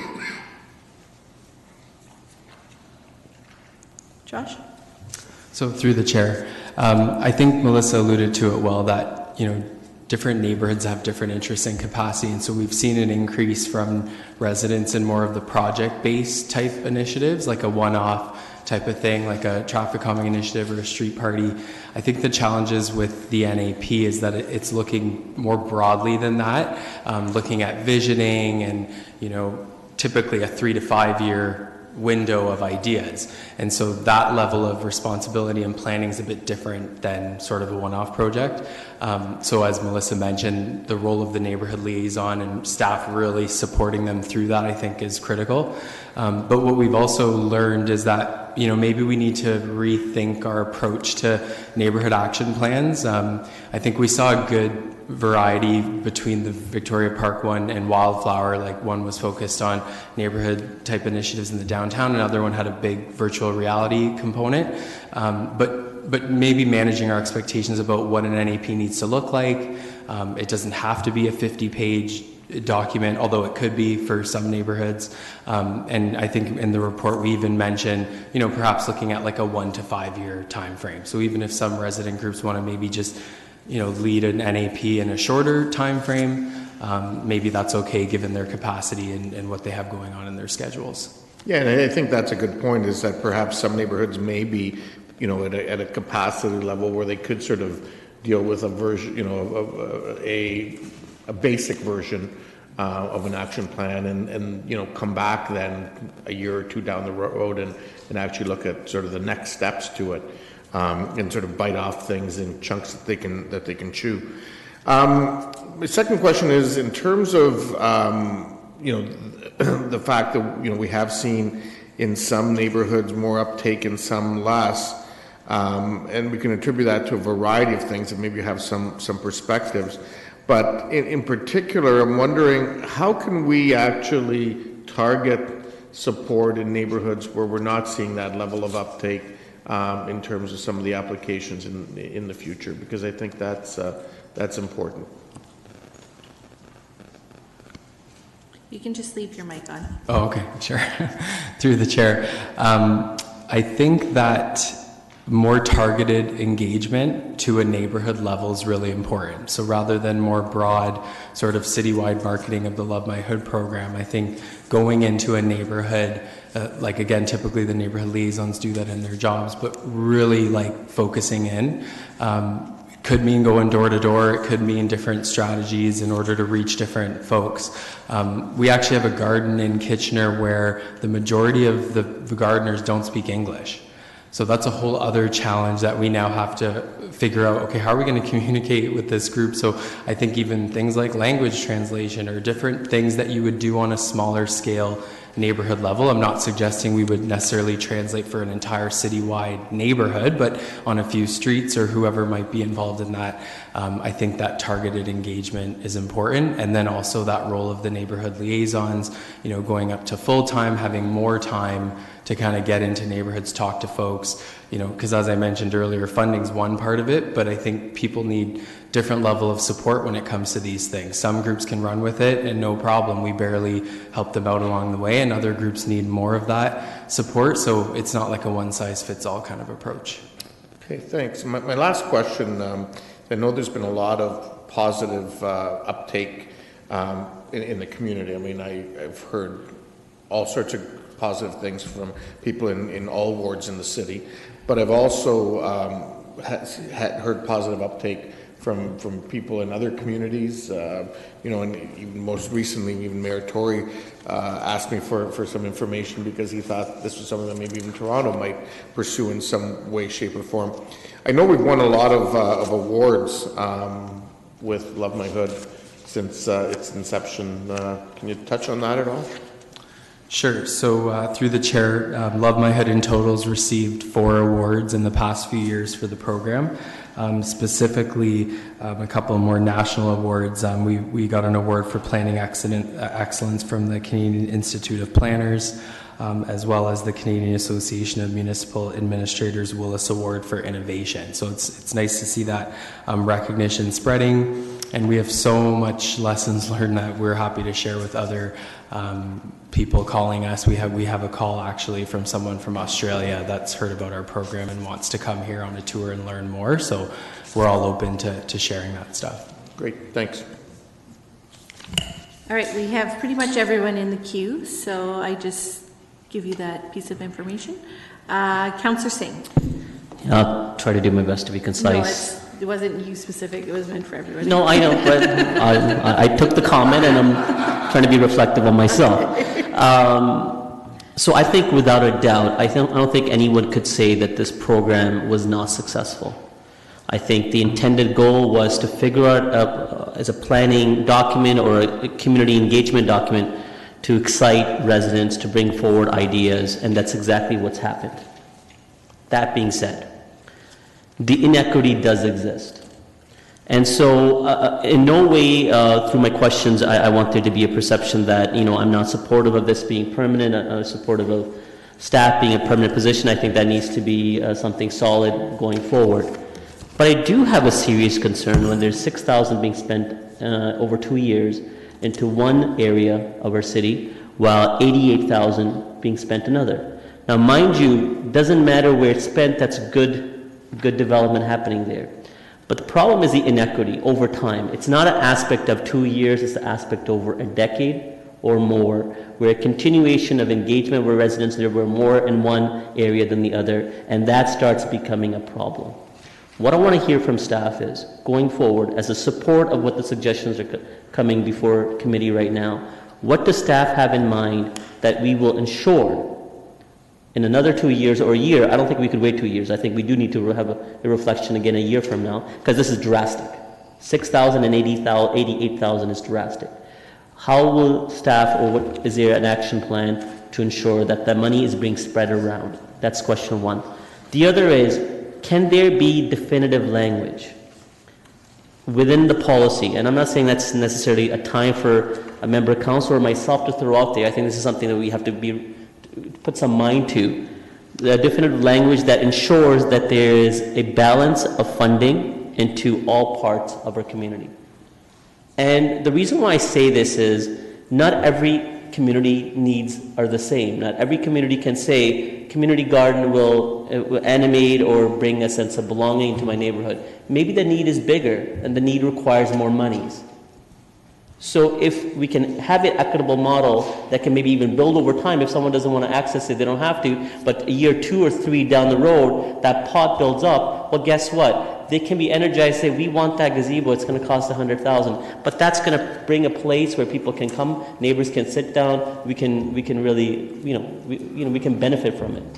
That's not a model that exists. The funding framework doesn't allow that. Can that be a way forward as well? That's a question to you. So through the chair, I'll attempt to answer your first part of your question about the equity concerns. And I think Melissa touched on it a bit in her delegate presentation. She mentioned the mayor's task force on diversity, equity, and inclusion. No. And I understand. I don't think it does. No, it doesn't. I think it got that. Councillor Singh, you've asked your questions. Staff can answer. You can rebut after. I don't think interrupting them when they're trying to answer your question is something we should do. No, I just wanted a clarification, that's all. But this was more of engagement I was trying to focus on, but that's fine. You can ask the question and I guess. So the reason I mentioned that task force is only because I think through that work, we'll see some longer term changes come about in a lot of different areas in the city. But you specifically asked me about what action plans or shorter term solutions that we're focusing on. So we do actually have some proposed changes in the report to address some of those equity concerns, and we've included that. You can find some of that on page 515. But a couple of clauses that we've introduced. So we've said now that a neighborhood group cannot receive funding in 2 consecutive years. So that's new. We don't have any language about that, and that's a new clause that we're adding in. So it's basically if you get a grant in 1 year, you're taking a year off, maybe exploring something different, reapply in a year. The other thing is we've also strengthened some of the language. You mentioned, increasing that. So we've strengthened the language around more the equitable distribution of grant funds and prioritizing neighborhoods that are not traditionally active or engaged, new and emerging groups. So it's really important when the selection committee approves these projects that they look at that word by word listing that we sent you earlier where you mentioned 6,000 versus 80,000. Those are facts and data that the selection committee should be keeping in mind as they approve these projects. And what we're saying here is that we've strengthened that language to prioritize those other areas that are new, emerging, aren't accessing as much funds.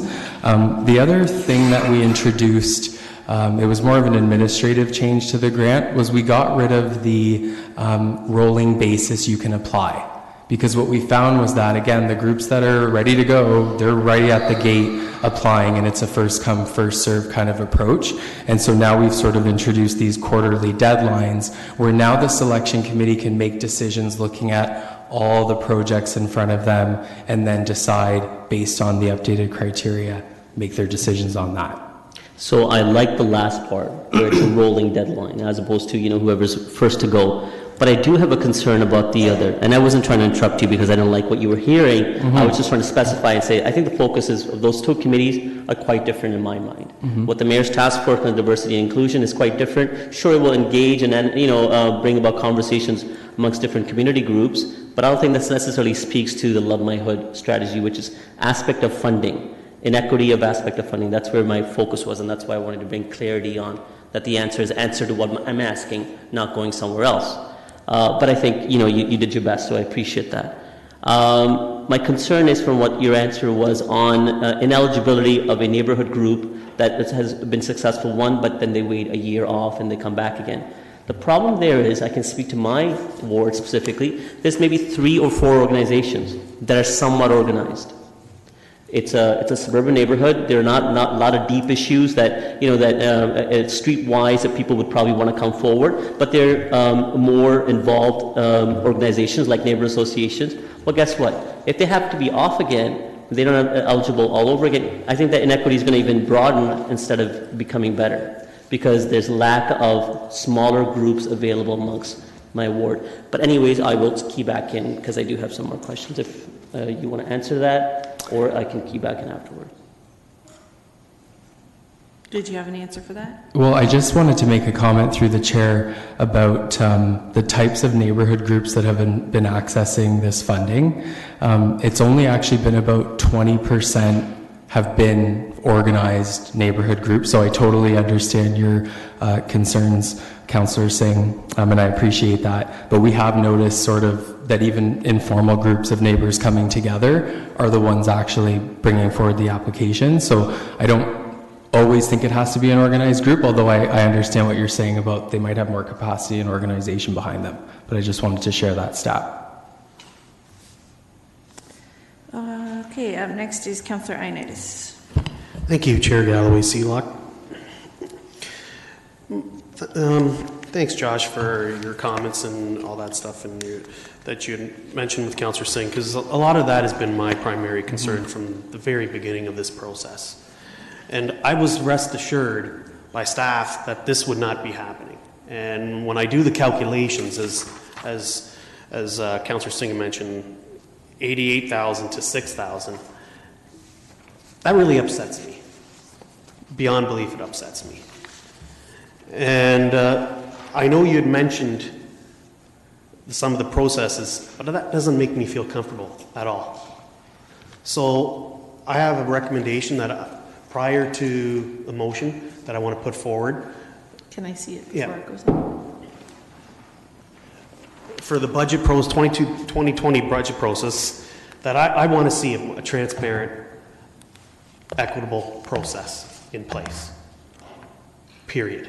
I don't want to hear this story about, well, this neighborhood was organized and this or not. I don't want any of that. It has to be fair.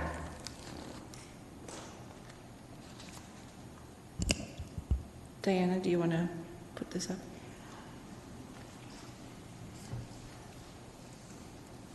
I presume there was no question in that, so we will move on to Councillor Chapman. Oh, hold on, I just got to click in. There you go. There you go. Yes, thank you. I'm a big supporter of Love My Hood, but I do have a couple questions. On page 5.8, under figure 2 and the note that's on the page, what do you mean by grassroots projects? Because I would consider all of these grassroots projects.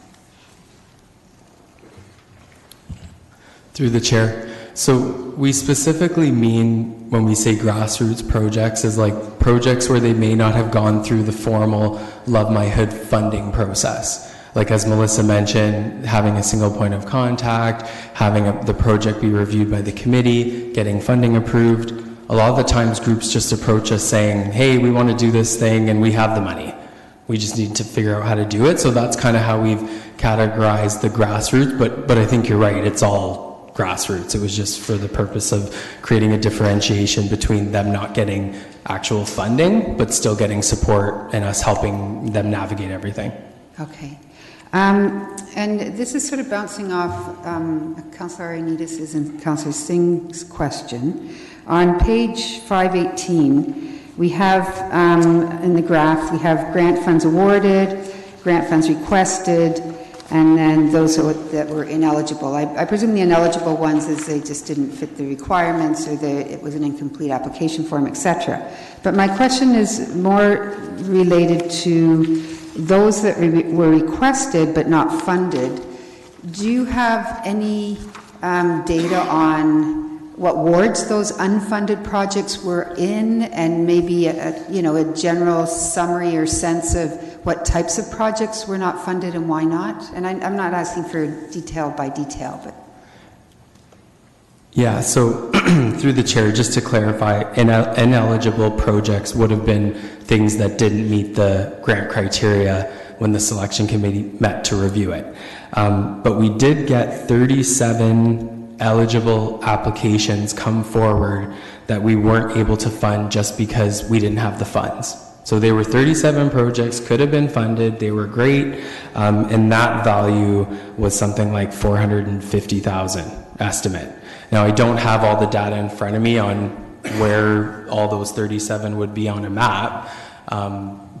We could get that information, but I think the important thing is that there were 37 applications that we could have funded. but we just weren't able to. So that one really speaks to the demand in the program. Yeah, and I appreciate the demand. I mean, it's demonstrated here in the graph. Mm-hmm. If we were to look at those that were not funded, do you think the concerns around greater equitable distribution of funds around the city and the different wards, would that have been, if there was a concerted effort to focus in on that with those eligible applications, do you think those concerns would be sort of resolved or addressed? Through the chair, I do think over the past year anyway, like especially in 2019, we've definitely been trying to make more of an effort to move the dial on that stuff. Again, there's still a ton of work that we need to do on that topic, and I totally acknowledge that. But we are reaching more people, and I think we're seeing that happen. As I mentioned earlier, there's at least 2 projects in every ward now. We weren't even able to reach that level of engagement a couple of years ago. So the dial is moving. I recognize it could be slow and there's more work to be done. But the grant selection committee is pretty aware of the need to see a spread of these projects throughout the community. And actually the grant criteria specifically favors those projects, and they should be thinking of that when they do think of that when they make their decisions. Okay. I'm running out of time. Just one thing about the Neighborhood Action Plan. Mm-hmm. I'm glad to see that it's being rethought and reconfigured. I think the problem with it is that it leaves out those small, I'll use the words, grassroots organizations that don't have the structure, the liaison or the support that the neighborhood associations have, for example. So it can be a bit daunting, and I think it's good to sort of recognize the smaller projects in a more proactive way. Yeah, for sure. And I should clarify through the chair that single point of contact approach that Melissa was referring to, we do offer that across the board to anybody who calls our office. So whether or not they're getting funding, we still assign somebody to work with the group to figure things out. So I just want to make it clear, like any small neighborhood group that needs any support whatsoever, we're totally there for them to help out. Whether it's funding, great, but if not, emails, meetings, we do all that. Okay, thank you. Up next is Councillor Michaud. Thank you, Councillor Galloway-Seelock. This is a wonderful program, there's no question. You guys have done an amazing job. I've been part of a couple of different neighborhoods and seen you actually in action, and you've just excelled in all levels. The one question, I am concerned with the inequity part of it, but I'm not sure that it's the fault of the program, nor the neighborhoods. I think it's just maybe the process of building on what we've already got that's so great. Like I'm not sure that it's time to, consider, I do have a question, sorry. I'm not sure that it's time to consider pulling back on different areas for the sake of having another one grow. That said, for the single support contact, if you were to get the extra staff that you wanted, and I think you might have said this already, but would you focus on the neighborhoods that are clearly not as, I'm not going to say not as engaged or don't have the ability to form their own activities? Mm-hmm. Through the chair, yes, definitely. I think the request to have the part-time hours bumped to full-time, that extra time should be spent in the neighborhoods, reaching those different folks. And I want to kind of acknowledge too that that could be a big body of work, depending. Like if there's no interest in a neighborhood and we're trying to, go in there and drum up some support, but still honor that resident-led piece of it. It's not about us coming in and dictating. There's a lot of work involved. There's meetings, there's discussions, there's conversations that maybe groups that have the capacity, they can breeze through some of those steps. So definitely yes, and definitely we want our focus to be unique to the neighborhood we're supporting, not a one-size-fits-all in how we work with them. So this could be a second step to growing this Love My Hood program. I mean, it's already it's taken off. It's kind of, I mean, when you look at the data of some of the neighborhoods, they've just done it on their own, like a lot of them, right? You said that. So this could be, and what Melissa had alluded to is you create some synergies between neighborhoods. And I think the challenge is when I see the numbers that you presented, in certain wards, there isn't much activity going on compared to other wards. And I guess that's where the challenge will lie.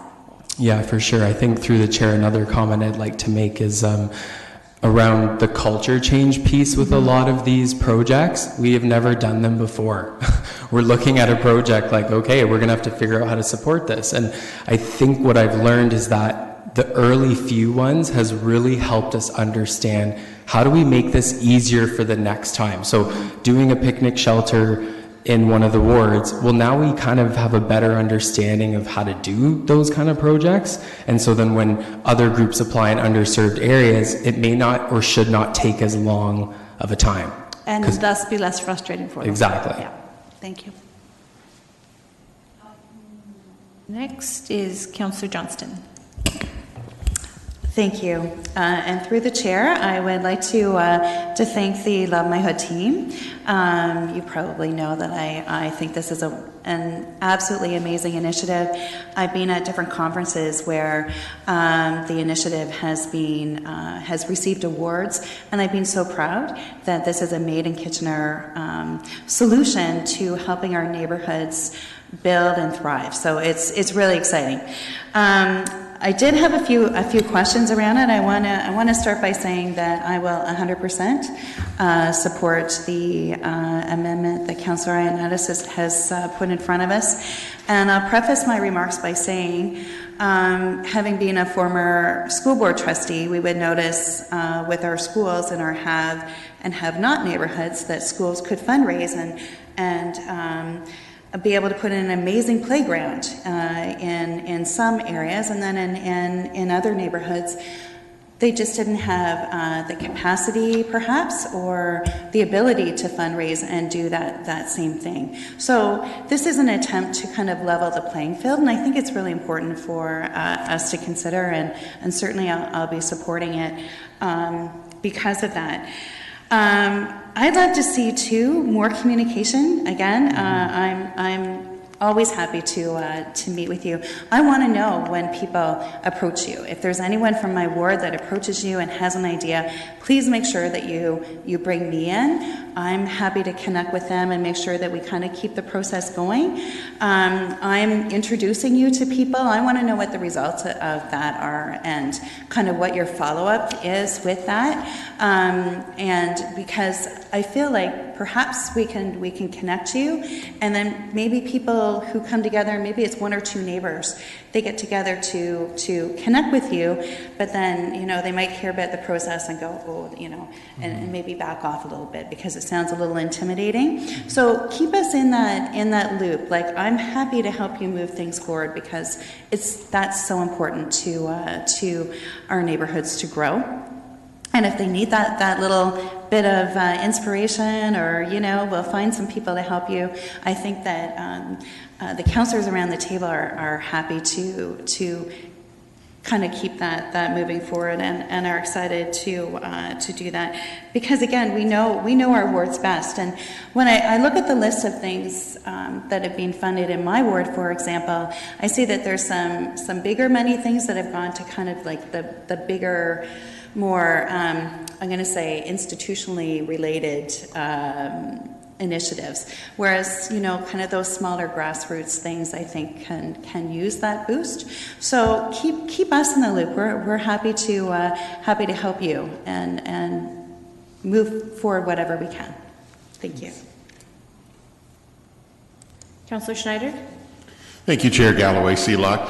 Again, I love this program. I want to know what we as councillors can do to maybe help the inequity situation. I know I could probably benefit from sitting down with staff and saying, here are some of the ideas that, you might be able to bring forth, or someone comes to you.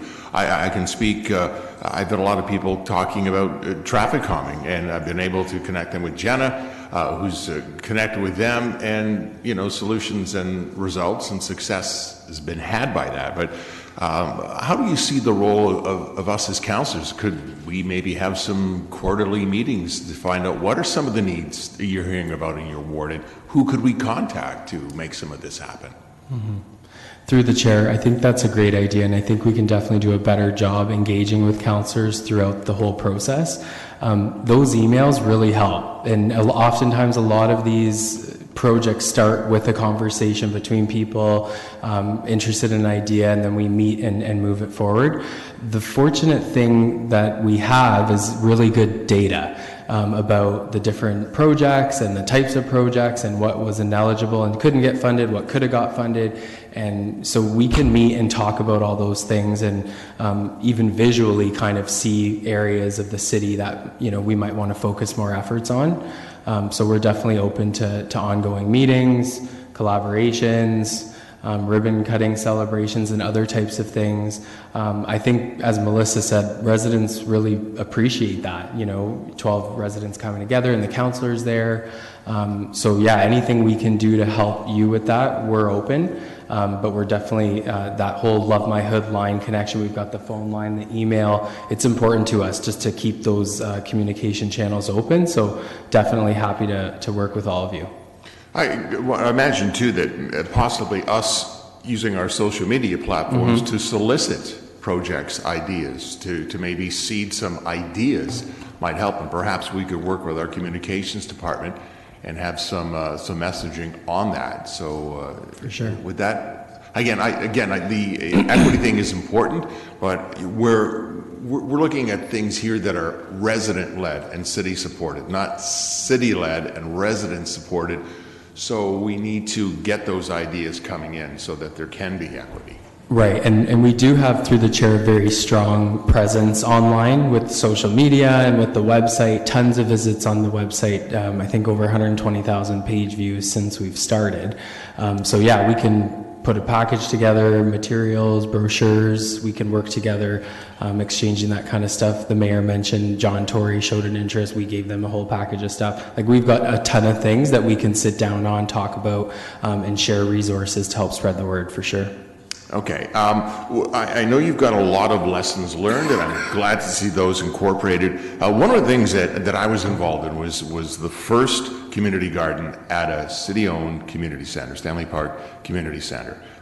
We got it done. It took about 2 years. So I'm wondering if from that, the next time another community center wants to do that, do we keep that, do we have the template in place and that we can squeeze that time down and direct them and make it a lot easier?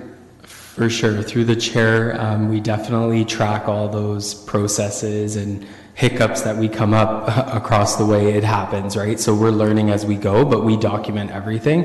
And so we have standard operating procedures that we've been developing for things like how to install a bench, how to do a garden, and that speaks to the point I'm trying to say around the equity concerns, and let's make it easier for people to get this stuff in the ground. The first early ones, there's challenges and we learn as we go, but we definitely keep track of all that information and learnings and apply it for the next project. Our single point of contact approach, they're sort of the gateway to City Hall, but actually we often have 15 to 20 divisions on a project, supporting, legals helping out, risk management, transportation, so we're coordinating all those people behind the scenes, and that's all driven by, process and documentation, just to kind of keep us organized, Okay, thanks so much. Thanks.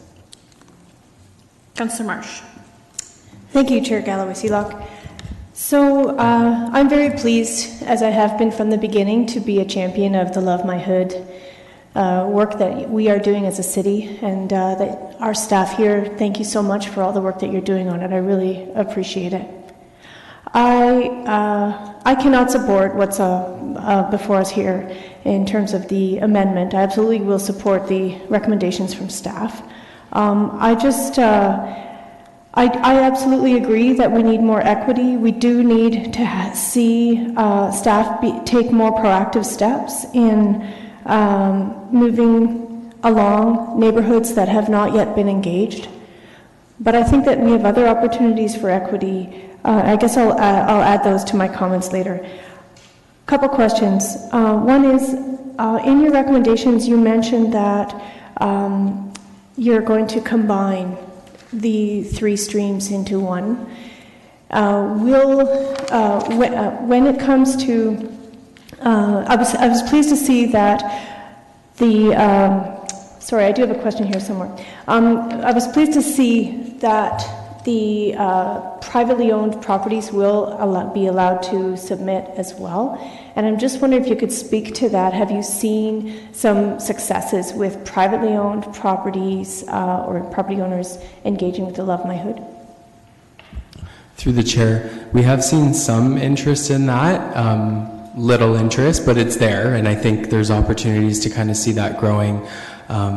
And actually, Paul invited me to present at the ECDEV Advisory Committee a few months back, and that opened up some more opportunities with different businesses and real estate. And so I think there's opportunities, and it's a growing thing, for sure.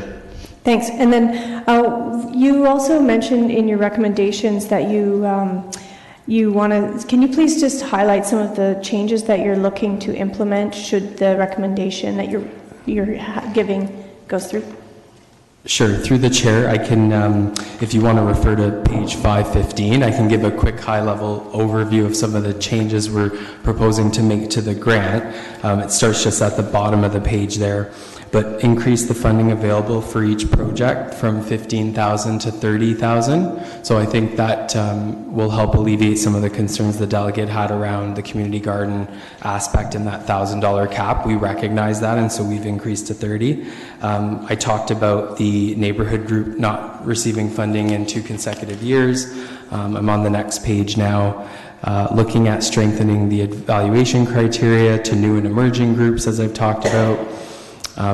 The next one is really creating one single selection committee. Prior, we've had 3 in 3 different forms, so really just streamlining that and having 4 staff and 6 volunteers sit on that committee. That's a change in the makeup there to have a greater resident focus. You mentioned the private property, so we're looking at exploring and supporting more of those types of projects with a cap of $10,000 there and $2,000 for events. And as I mentioned before, removing that $1,000 limit for community gardens. And this is a really big change, but we heard this 2 years ago from gardeners where they said there's no grant for existing gardens. So doing away with the community garden grant and consolidating it with the matching grant actually now allows us to support existing gardens, and there's tons throughout the city.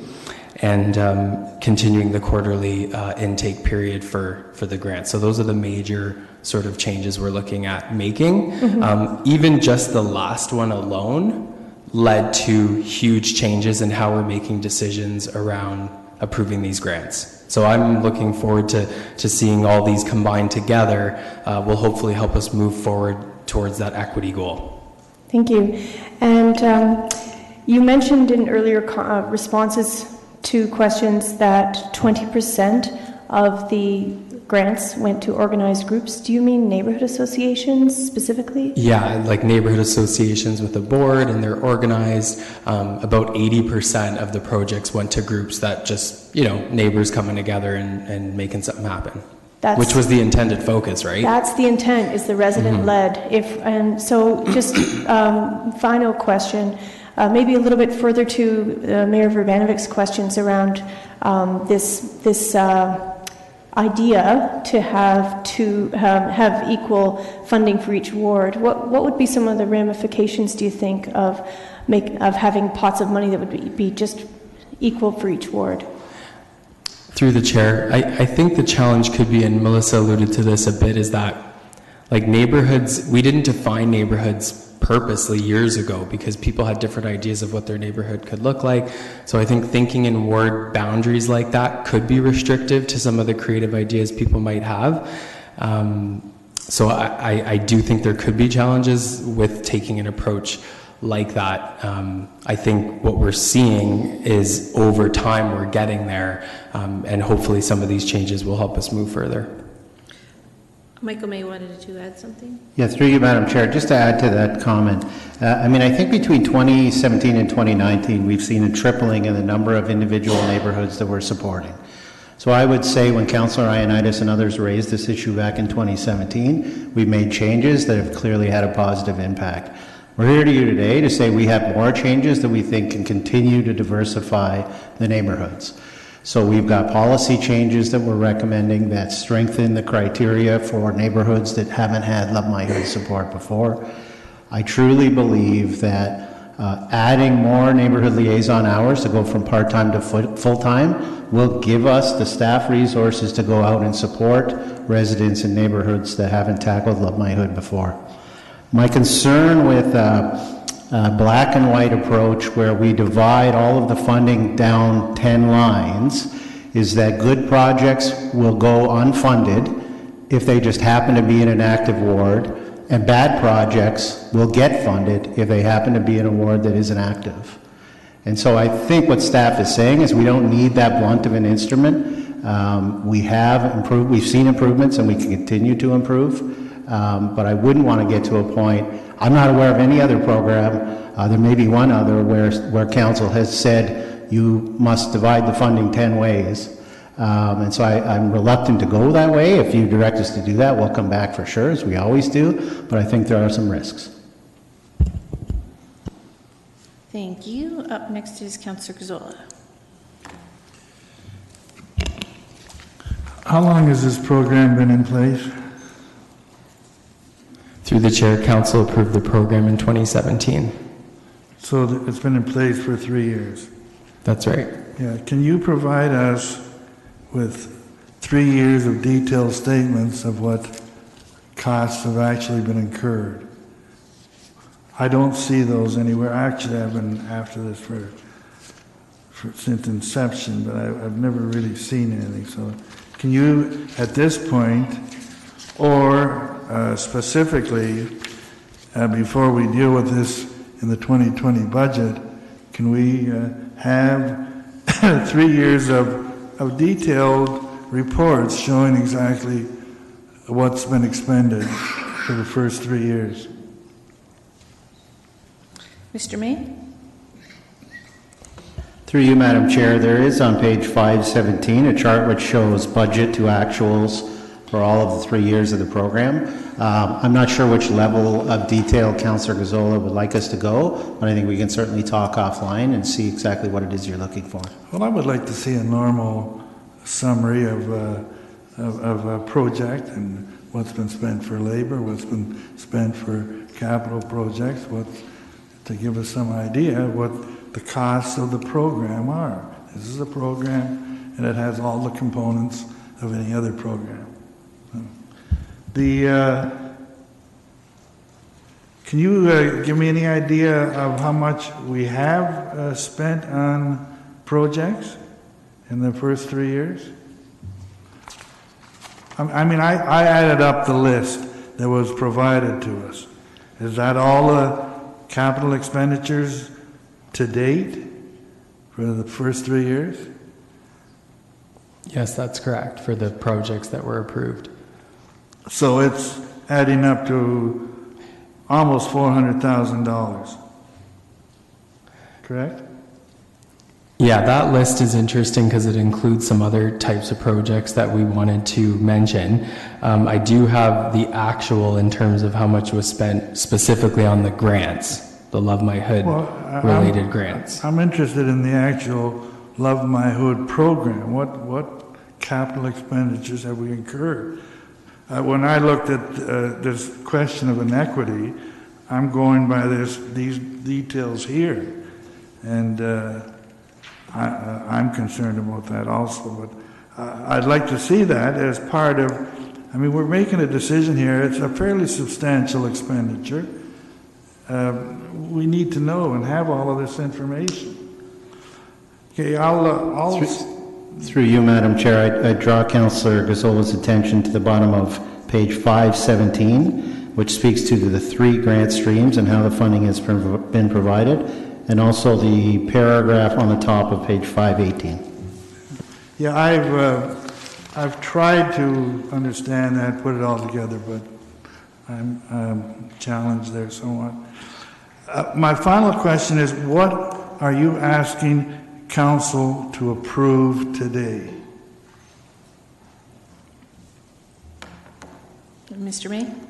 Through you, Madam Chair, we're not asking council to make any final decisions today. We're asking you to aid or refer the financial implications of making Love My Hood permanent to the budget process and to endorse the changes that are outlined in the report to the matching grant policy. Okay, that's what I'm driving at.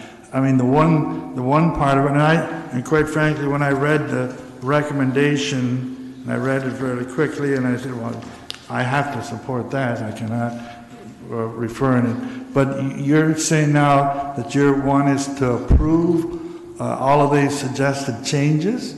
Now, I mean, I'm going to ask the question, how can I approve these changes until I see what the program has been for 2 or 3 years, what the costs are involved, and what these changes will involve? So if it's a question of approve today to send it forward to final budget day, I can support it. Otherwise, I can't support it. So through you, Madam Chair, it's a bit of a chicken and the egg. So I understand your dilemma, Councillor Gazzola. What I hear you saying is that you can support the first recommendation. The second recommendation is in the report because at the same time there are a number of policy changes highlighted on page 515 and 516 which we want to make to the matching grant.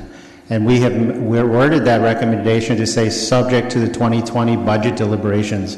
What we didn't want to have happen is during the budget process, whether it's capital or operating, council be debating the policy points of the matching grant.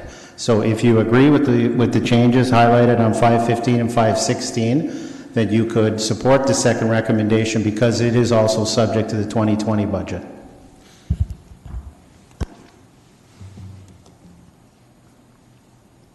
Councillor Davey. Thank you. I want to pick up on the notion of the amendment before us.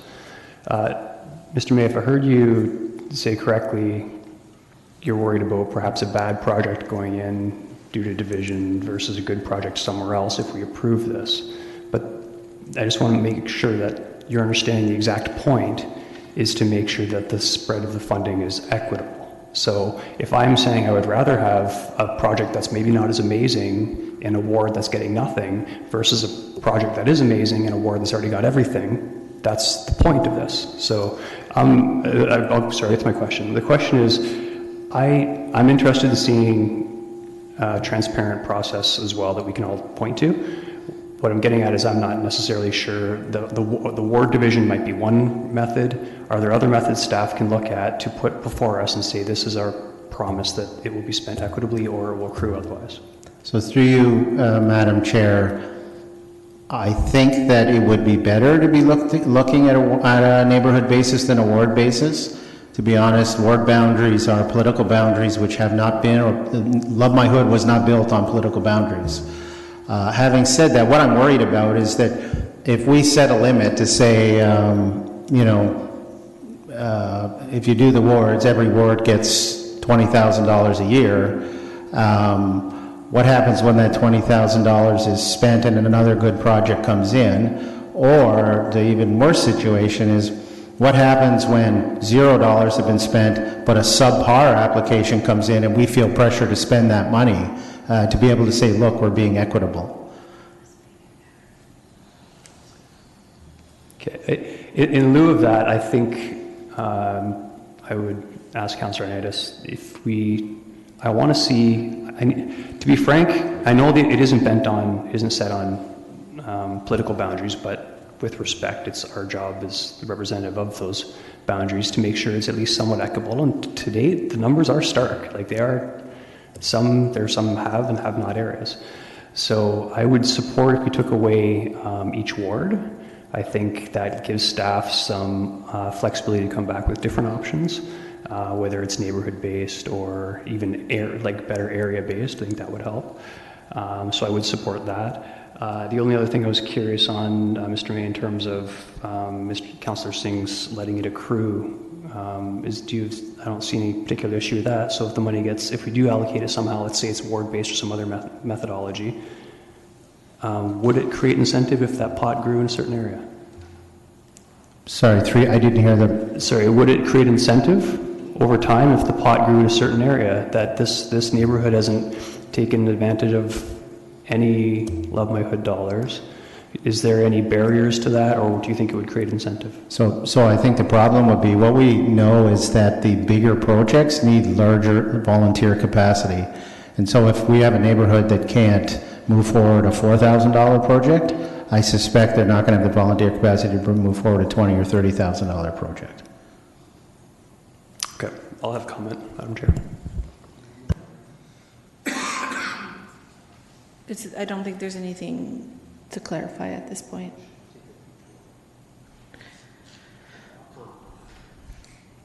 That's all the first round questions. Can I just see a hand of who has second round questions? Because I've got a lot of people in the queue still. So there's 3 that have second round questions. Okay.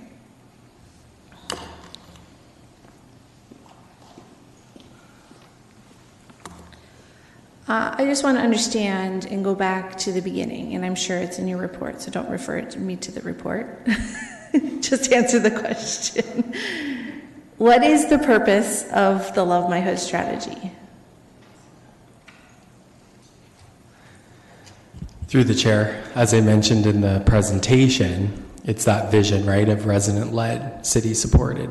So the idea is coming from people who live in neighborhoods, they know their neighborhood best. Let's support them, work with them to have their ideas become a reality. And then we have sort of 3 pillars of the Love My Hood vision, which is great places, connected people, working together. So I think there's a sense of collaboration involved, there's a sense of creating a sense of belonging, and there's also, earlier we just heard about the Urban Design Manual and Complete Streets, that sense of place aspect of it as well. Is it counterproductive to that to then start pressuring communities to come up with grant ideas to fulfill a quota that we have? Through the chair, I think it could be a real concern. I think part of the success behind a lot of these initiatives is that it came from residents. We didn't stand in there and say they had to do it a certain way. We might have helped tweak some ideas to make it happen, but I think it would change the whole vision, I would think, because now there's sort of a whole other pressure to now come up with ideas, when oftentimes in volunteerism, you see trends and waves, right? People might move, people are busy, they might be busy one year, not busy another year. And so we try to build in that flexibility into this program, like depending where neighborhoods might be at, then we can respond in that way. But if a neighborhood's not ready or able to take on something, I think that really creates a lot of pressure on that resident group for sure.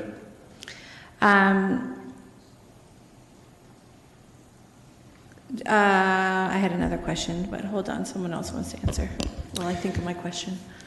Mr. Hildebrand.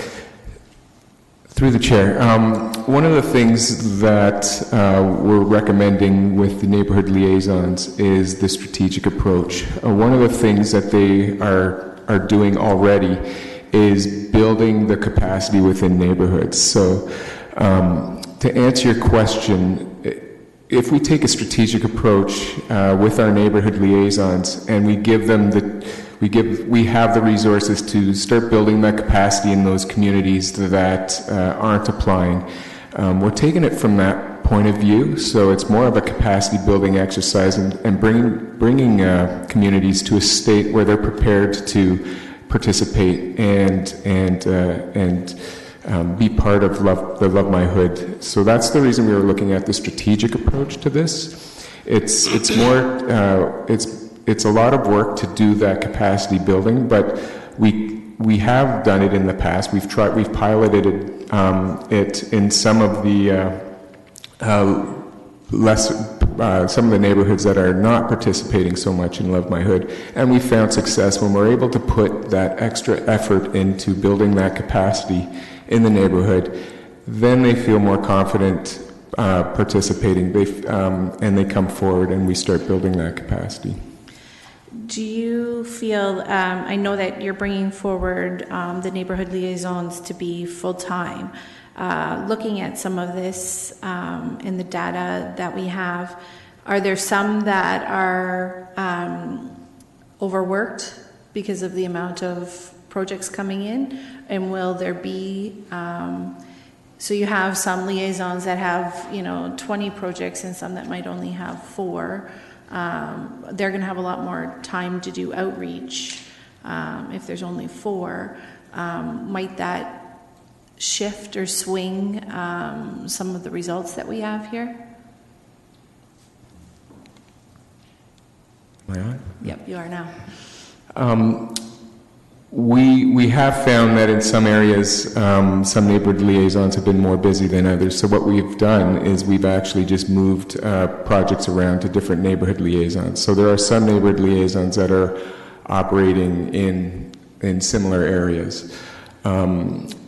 So we've tried to adjust that way. I think that if we're able to increase the number of hours of neighborhood liaisons, then we will be able to do more of that work, and we can also be strategic in the work that we do in identifying the areas that really need some work and getting neighborhood liaisons into those areas.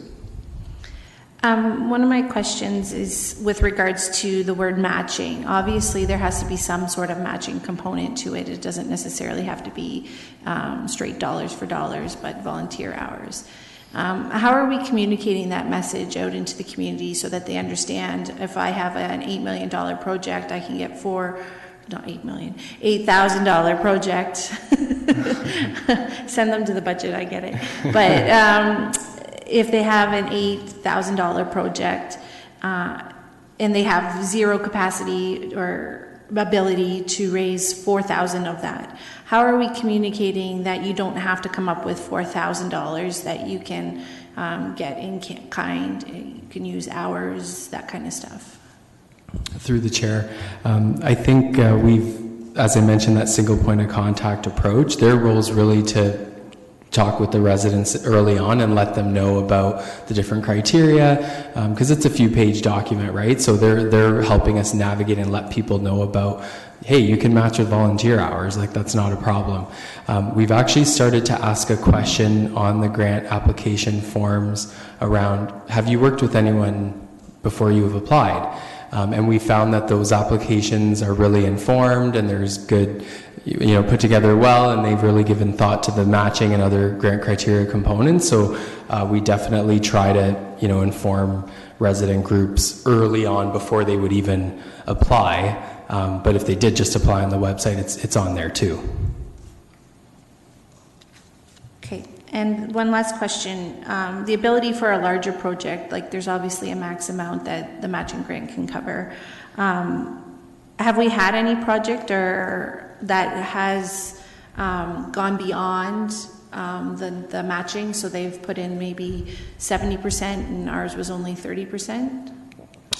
Through the chair, yes, definitely. We're noticing that trend. If you look at all the projects, the asks are getting bigger, they're more capital focused, but there are a few examples actually of projects that have far surpassed what we've been able to give them. One example is the outdoor gym in Victoria Park. The value of an outdoor gym could be anywhere between $60,000 to $100,000, depending on the kind of features you have. So we provided a $20,000 grant, and then the resident groups, looked for sponsors, looked for other ways to pool the funding to then be able to fund the project. Okay, thank you. So second round questions, Councillor Singh. Yeah, thank you, Madam Chair. And I really like the direction of questions that you asked about the consideration or requirement of participation from those that are bringing forward ideas. Because sometimes just a good idea is a good idea. Capital improvement might be one. We need this here. Right. That may not require a lot of volunteer hours per se to articulate exactly what's required, other than just pinpointing a need. So as we're just blending this into one grant, will that flexibility exist? Through the chair, definitely. I think that one thing we've talked a lot about is, it may not take tons and tons of hours to make something happen. So I see your point about that match. But what we've been focusing on is ongoing activation. So even if after a project's installed, there's not much else to do, we didn't really meet our match in terms of the time it spent to get the thing in the ground. Time could go towards ongoing activation, meeting up once a month with neighbors to have a gathering. That should count because it's going towards building that neighborhood community vibe. How will you communicate that out? Is the booklet, the pamphlets, the material that we have, will it be very concise and very clear early on, saying, look, you know what, it's not that you have to do a significant amount, or the expectation is high? Yeah, for sure. Through the chair, definitely. We have materials, brochures. I can share some of that stuff with you. But I do think the greatest asset we have is that face-to-face, because sometimes, the documents and everything, they're easy to read, but you still might miss a thing or two. So having staff point it out to say, hey, just letting you know this happens and be aware of this. And like I said, the applications that have that staff support are really knowledgeable about all the different aspects of the program. I absolutely agree. The face-to-face is important because it starts a conversation. But that goes into the point about the inequity that exists through the funding that's happened so far. Right. And let me just quickly say, and I think it's shared amongst all of us, even though there's alternatives but being proposed on here, in no way is it indicative or reflective on a bad idea or aspect of staff haven't done a good job. I think you have done the exact intended goal, and we're just trying to figure out a way that's fair and balanced amongst all community groups. That's all. So that being said, I think a big portion of having face-to-face conversations is bringing that interest out. Right. And I've read through the report, perhaps not as thorough details as I should, so it could be missing something there. And you've already said yourself that now bringing the liaison officers permanent as well as full-time as opposed to part-time, there will be more resource available to go out there and reach out interest. That being said, is a firm strategy in mind that could, or you could point to, that could speak to that concern about inequity, where we can, you can tell us, no, these are the steps we will definitely take in areas that have not had much of an uptake in the grant application. That being said, one. And the other is, I think it was an important point brought forward by Councillor Schneider, is this, and I think Councillor Johnston mentioned it too, that ward council participation can be a huge key aspect of this. Early on, I think some of us had brought this forward, and there was a resistance saying, no, we don't want to deter anyone away when there's a ward councillor involvement or influence, because that may push people away. But I think knowing the results now, 2 years, has that consideration been shifted a little bit? Can we use that resource of the ward councillor knowing their community, having everyday conversations with their residents? Mr. May? Yeah, through you, Madam Chair. I do want to say that I think we actually all agree on the end outcome here. It's just a question of how we get there. There are a lot of things in this report that I think will get us to the place that Council's describing. Perhaps between now and Council, we'll put it in a succinct email to explain to you what it is the process is. The only thing I would say is what we know is we're going to need a very targeted outreach strategy.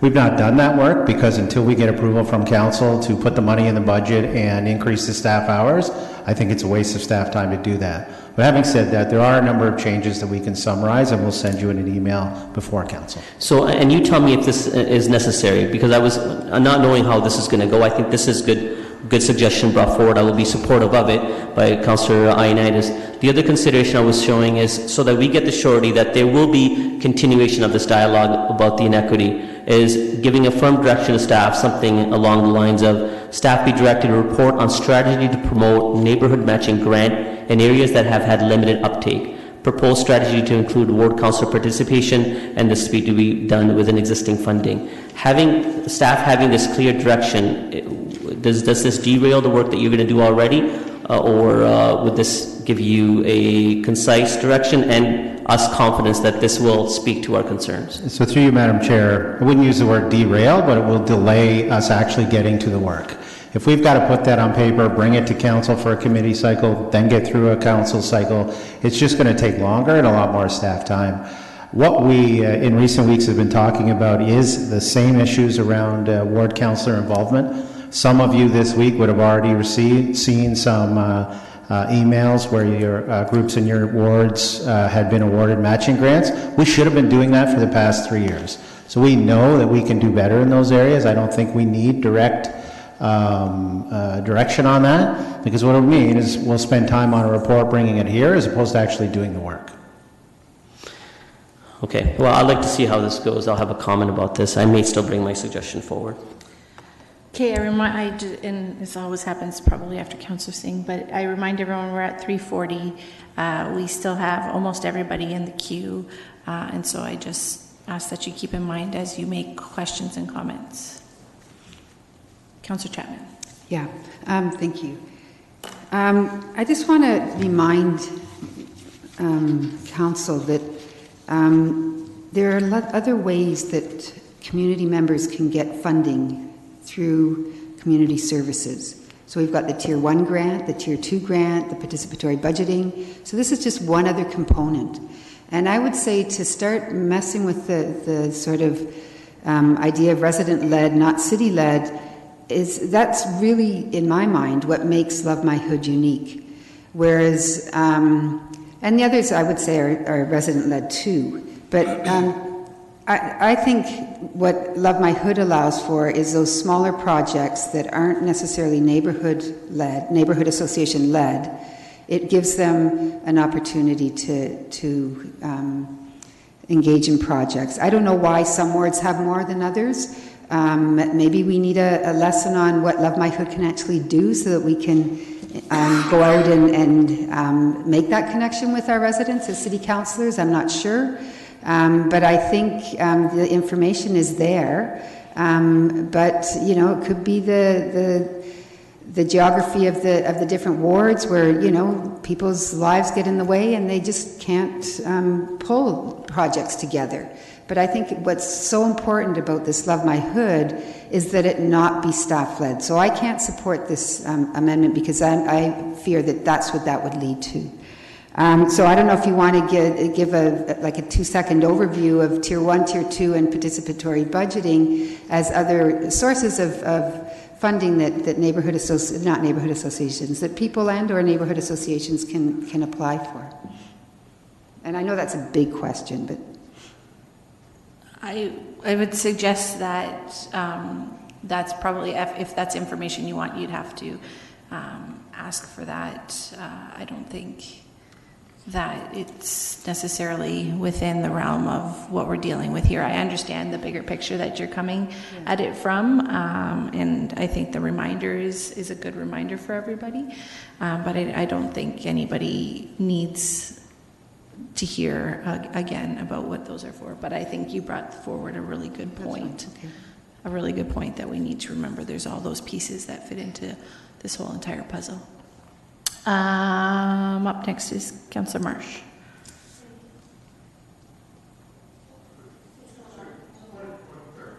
Sure. Are we on questions still? Or we were on questions. Okay. Yeah. So, is that a motion? Yeah. We're working on it. Yeah. Councillor Marsh has indicated she still has questions. She's the last one that's indicated that she still has questions. Thanks. Yeah. Thank you. So just a little bit further to what Councillor Chapman was saying, if councillors want support in promoting the Love My Hood grant going forward, can you support that type of engagement? Through the chair, yeah, we're certainly happy to do that. And even would you explore sending volunteers out, perhaps bringing back that beautiful lemonade stand that you had? I don't know if that still exists, but you know, to have a couple pop-up lemonade stands next year, specifically in the neighborhoods that have yet to really engage. Through the chair, we have a ton of great resources, like I mentioned before, brochures, swag, lemonade stands. So anything you need that you're looking to have in an event, or if you want some presents, please let us know. We're happy to collaborate and share those materials with you. And then when we look at the map of these 90 projects, I'm curious to know if there are specific neighborhoods that might really just already love their hood so much, but they don't need city support or haven't even thought to ask because they have the resources. Like I'm thinking very affluent neighborhoods might not engage because they can do it themselves. I'm curious about that, and I absolutely believe in equity, but I don't think that, anyway, I'll save it for my comments. So there was a question there. Okay, perfect. Okay, moving on, we are going to move to comments. I ask everyone not to use your 5 minutes because we'll be here for a long time, but I know everybody wants to make a comment, so that time will be afforded to you. So we'll start, Mayor Verbanovic, did you want to go first or last? First? Move the motion. Yeah. So, Madam Chair, I will move the motion, and I'll speak to it.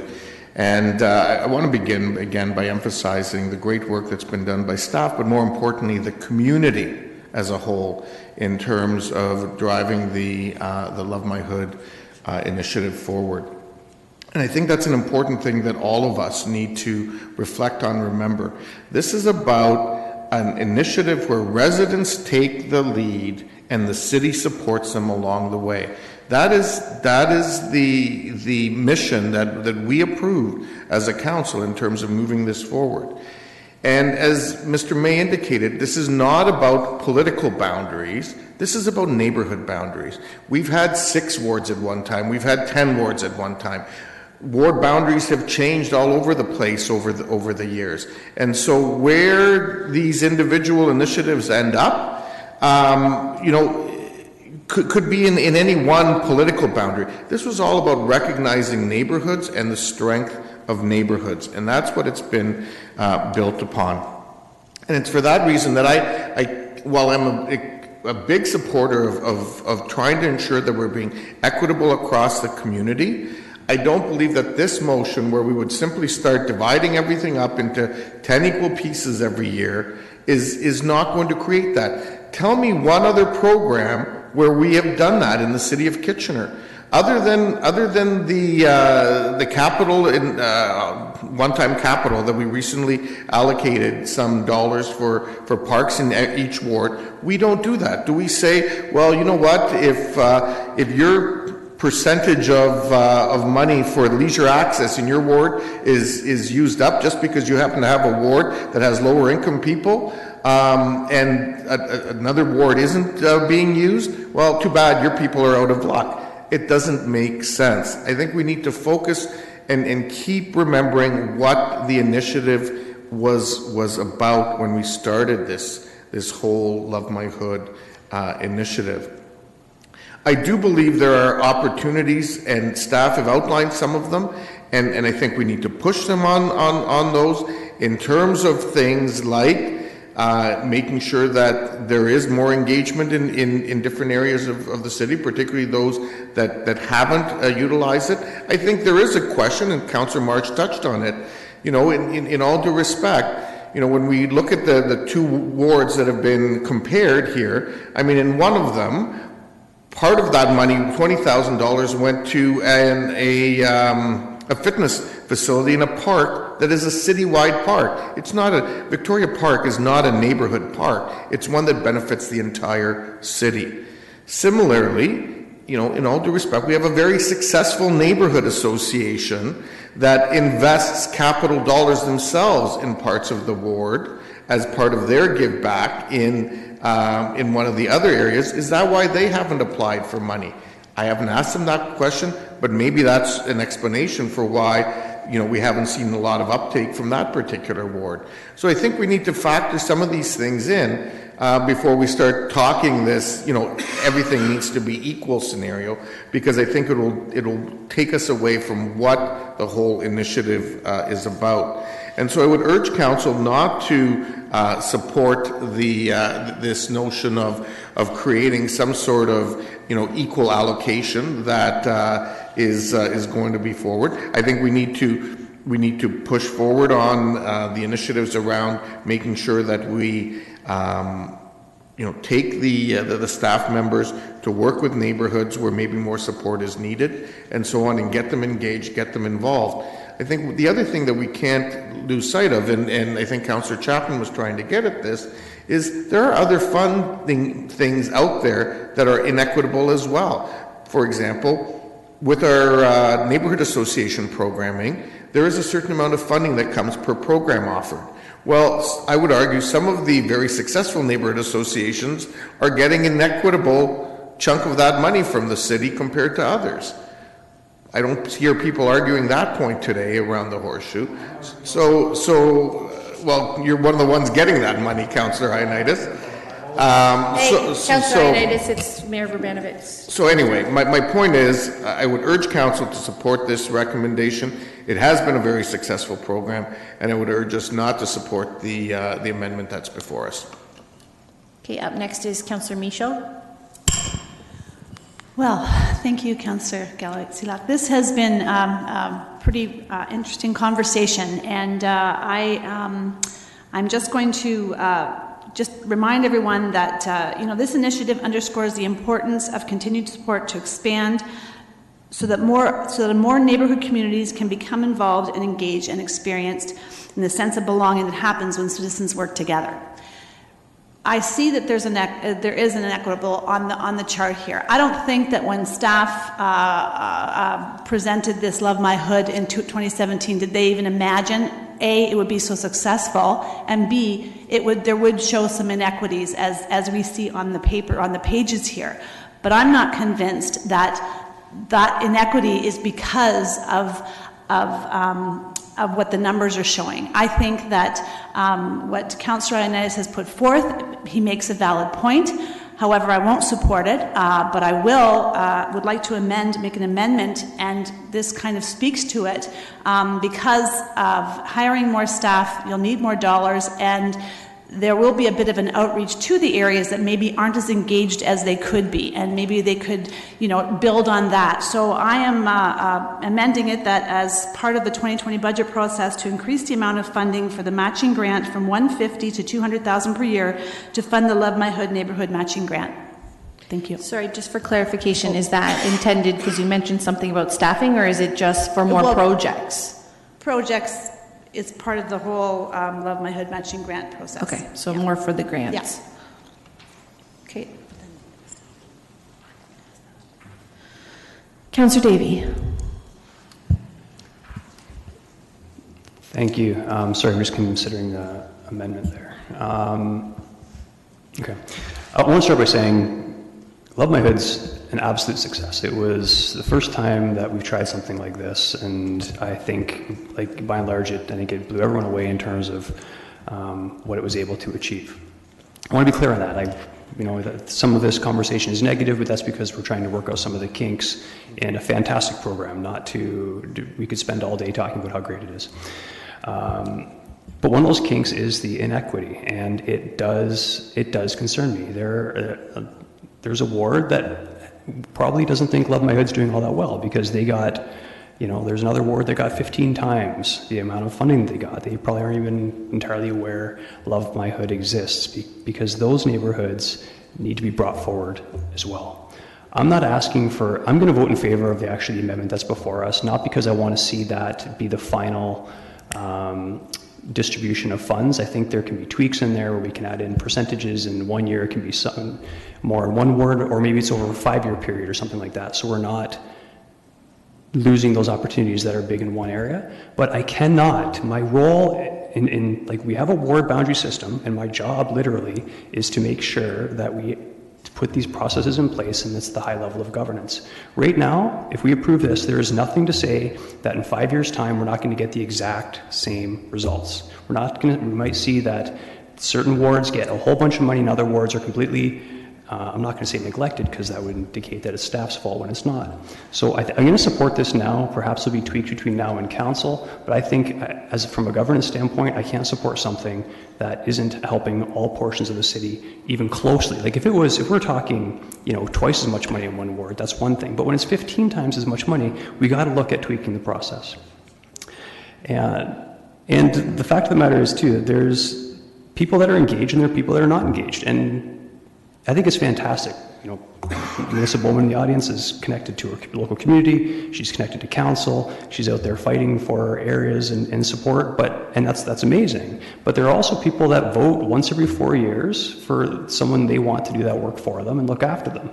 They don't want to be engaged. That's their right. They want to make sure there's a park there, but they don't want to be part of the process. That's how it works. So, like I said, I'm going to support the First Amendment.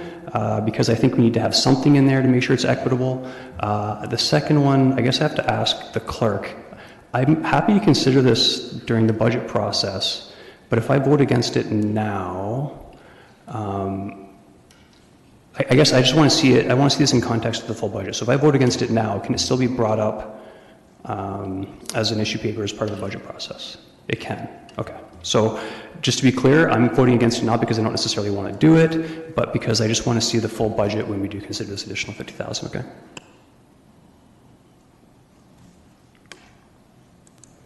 Councillor Johnston. Yes, thank you. I will actually be supporting both of these amendments, and I would agree with Councillor Davey. And listen, as you know, I think this is an amazing program. But unless we put something in here that talks about equity, then I think that can easily be eroded, and that we are going to get different applications from different parts of the city, and I don't think that means that some are going to be worse than others, and I don't want us to ever support something that doesn't fit the rules or the intent of Love My Hood. What I want to see us do with this is to bring up all neighborhoods, and I think that unless we put some teeth into it, that is really going to be my concern, that's not going to happen. And I do pledge as a ward councillor that I will help you do that in my ward. I have been doing that. I've been bringing people to you. I've been encouraging people to meet with you. I just want to see that move from maybe that initial meeting where people perhaps meet with you and then get a little intimidated and maybe don't move forward. Let's keep moving everybody forward so that it can be more of an equitable thing across the city. Thank you. Councillor Ioannidis. Yeah, thank you, Chair Galloway Seelock. Again, I want to reiterate what I've heard from a lot of my colleagues. There is no doubt in my mind that you guys have done a phenomenal job. Excellent work. I'm very proud of what you guys do. And that has never been a question in my mind on the work that you've done. What I was concerned with when we went through this process back in 2017 was the fair, equitable process. And when I see the numbers, it startles me. It really startles me that one ward has $6,000. Like, that's where it starts to. I was assured back then that this would not happen, and today I'm seeing it here. So that's the reason why I brought this forward. I'm not about saying each ward needs $20,000 to the T. I'm not all about that. I just want to see something in there that shows that there is some form of an equitable process. It may be whether or not it accrues or may not. I leave it to you guys. You guys are the experts. I'm not here to dictate what I think is the best way. That's why I directed to bring forward a transparent, it's broad. To come something forward with something that I think will be, I'm not telling you what to do. All I'm just saying is I want to see it better outlined. And as far as the neighborhood associations, I've never been one to say my neighborhood association makes more money than others. I've always talked about being fair and equitable among the neighborhood associations. In fact, I'm probably one of the more vocal ones saying we should bring a salary cap towards those, like the NFL, like a football thing. So I've never been wanting to say that pen one neighborhood against another or one association against another. Never been that way. So with that, I mean, I don't care if it means to change the word neighborhood whatever it means. I just want to have something there that's in place, because when we come back here in 4 years and if I see this again, I want to know, that means I failed my job. And I don't want to fail my job. I want us to all succeed. So that's why I want this here. Councillor Singh. Yeah, thank you, Madam Chair. I'm going to carry my comments from just the last words that Councillor Inez has said, that he wants us to succeed. I share in that sentiment, and I'd like to see all neighborhoods to succeed. I am conscious on the comments made by Mayor Bebenovic, or pointing out that we do have other granting and funding models that may not be equitable. But this was one way of doing something different that's resident-led and staff-supported, that was supposed to have brought and uplifted the entire city, all residents and all neighborhoods across the city. This is not a reflection on a bad strategy. It's a great model, and I think we are deserving of all the awards that we've won. Now it's on us knowing our community better and seeing what the results have been and saying, you know what, this needs to be tweaked. We got a great idea. How do we ensure that that great idea gets replicated not only in areas where neighborhoods are organized now and other areas may be organized then, but the problem is there's a disparity and an equity that gets built up over the next number of years that will be hard to catch up. And we want to ensure that doesn't happen. And then from the very beginning on the onset, now that we learned the results and how the sharing and how the interest exists within our community, how can we ensure that investment gets made across the board? That's really what it's all about, especially for this one, ensuring that that resource is available across the board.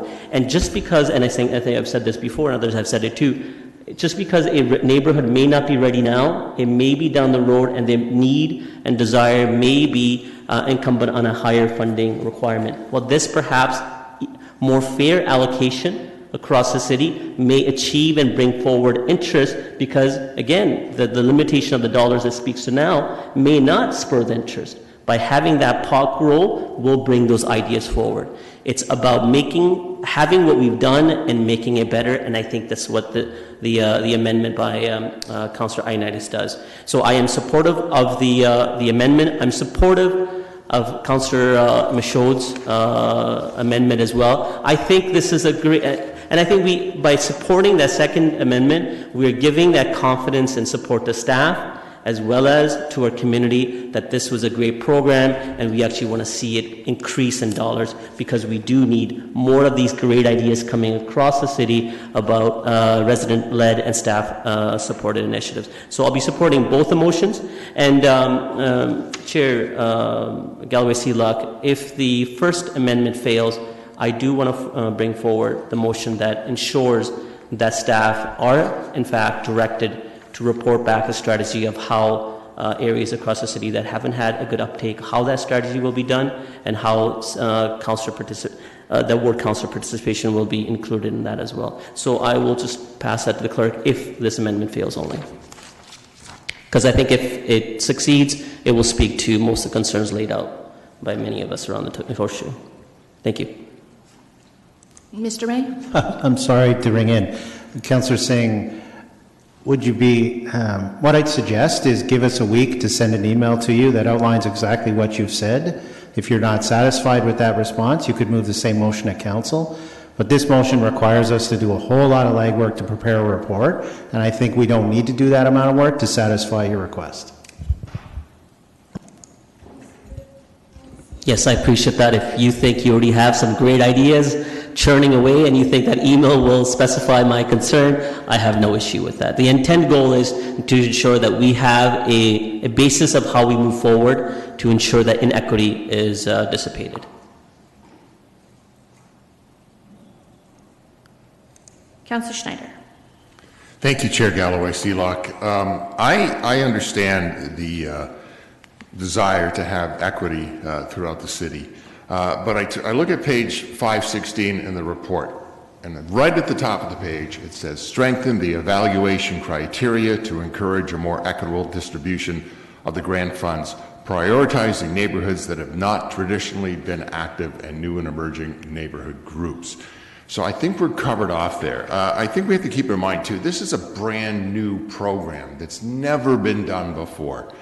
So the uptake on it has not been spread around the city at the start. But I believe that it will and it can be. I think as councillors, we're responsible for getting the word out about this program. It's an awesome program. I know just after being elected, Councillor Marsh and I met with Mr. May, and we're very excited about this program. But are we spreading the word about it? Are we out there engaging with our groups? Are we at our community association meetings, you know, expelling the benefits of this program and encouraging applications? I think we have a lot to do with this. I believe that in the coming years that we will see projects coming in from all over the city.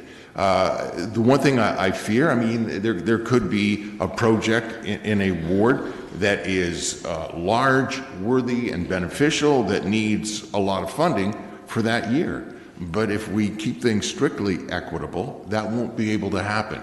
But perhaps that ward could have it that year, and in the next 2 coming years, maybe not as much.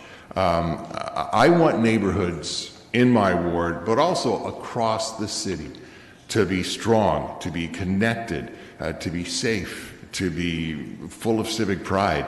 So I can't support the equity amendment. I will support the extra funding, but I think that can also play into things as well. So it's a great report. It's a great program.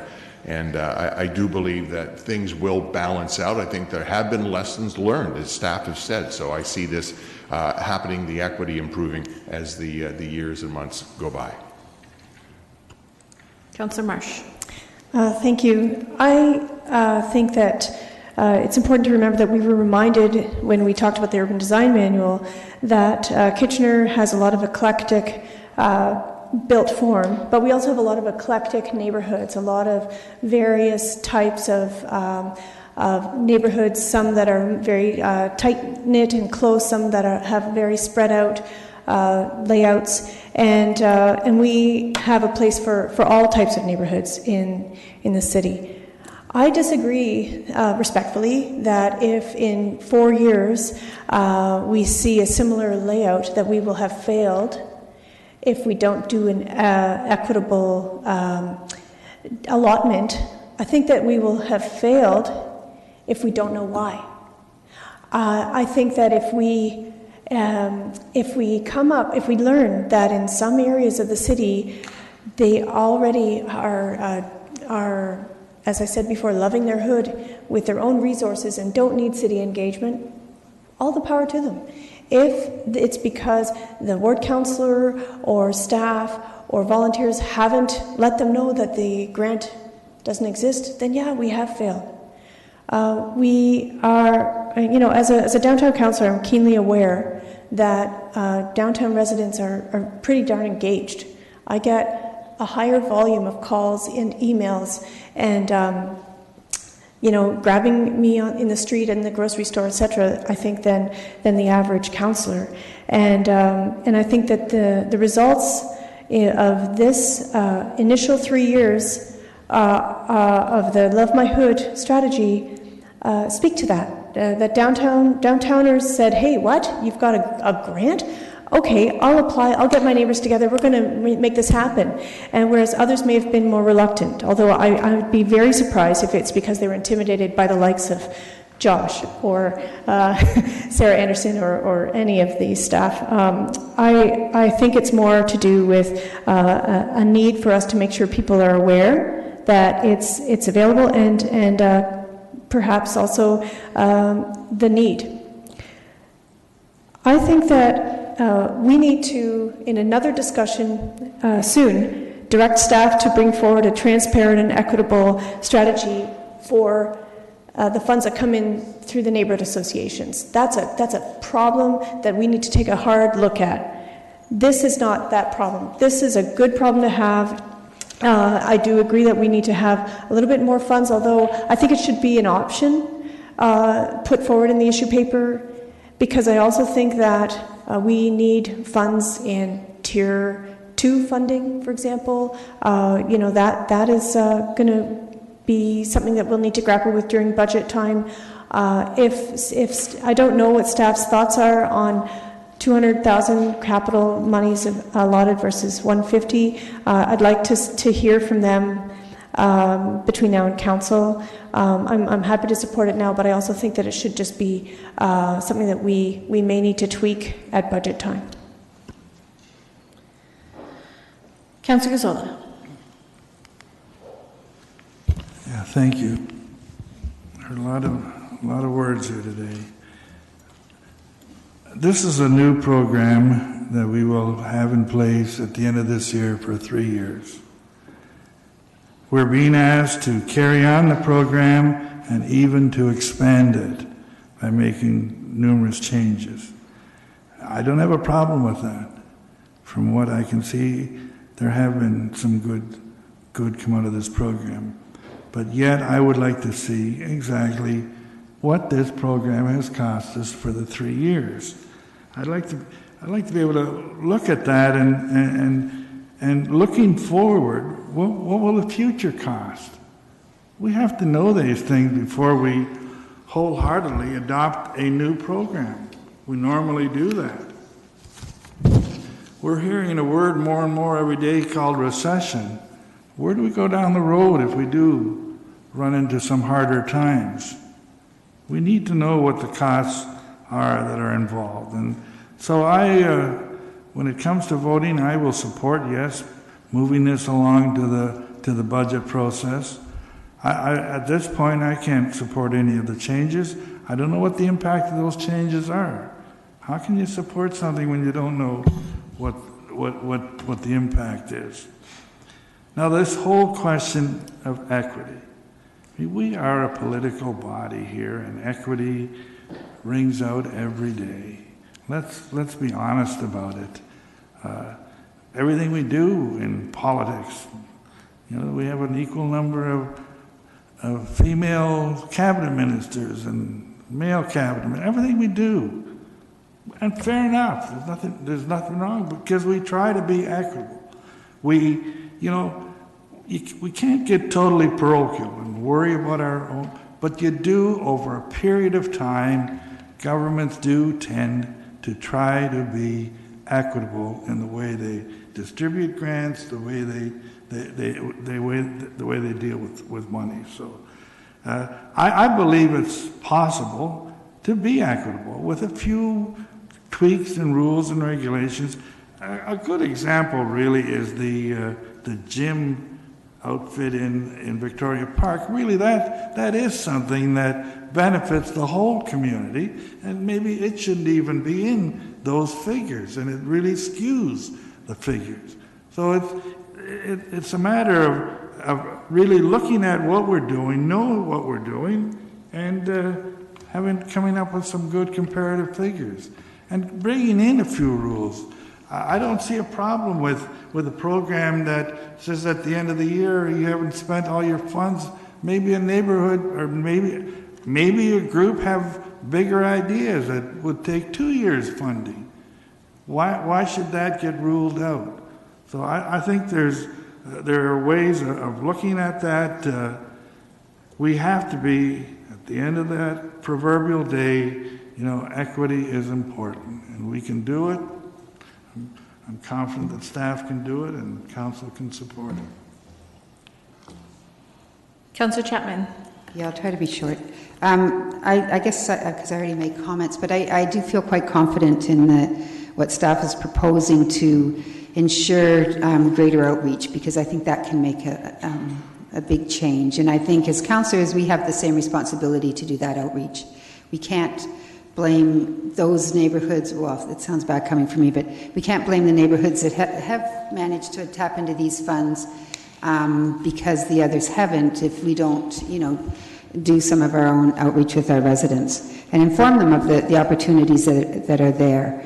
I just wanted to say one thing about the use of the word neighborhood, because I think if we start trying to distribute equitable funds to all neighborhoods. Well, in my ward, I probably have 100 neighborhoods and maybe more, and I'm sure every ward has the same.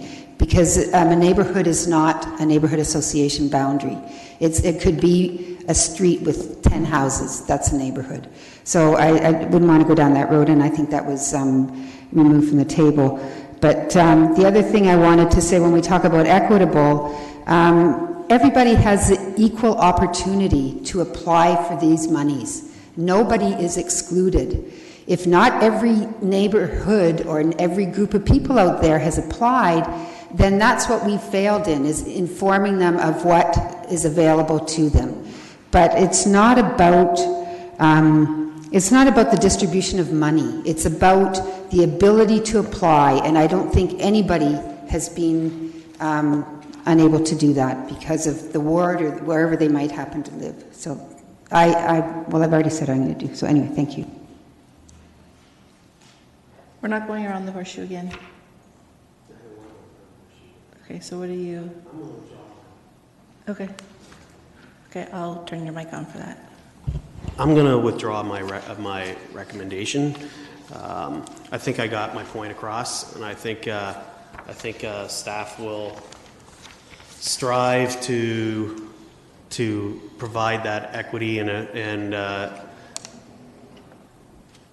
I think the point is I think I got my point across, and that's what I wanted, because I didn't feel like I got my point across the very first time to kick at the can, and this time I'm hoping that I can go along with maybe what Councillor Singh has put forward. I think, and Mr. May said he's going to strive to put that forward, so I'll withdraw my motion.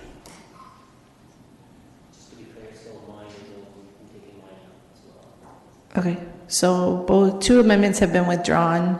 The one that's still there is the one with regards to the funding. I'm not going around the horseshoe again.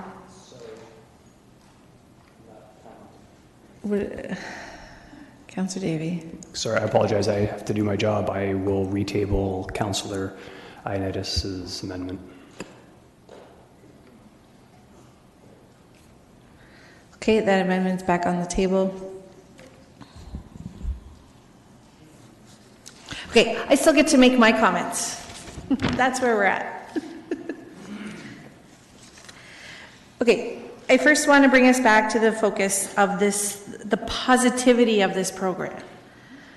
It's somewhat been lost within the talk today, and I understand that was nobody's intent, but it feels as though this isn't a good news story, and it really honestly is. And so I want to thank staff for all their hard work.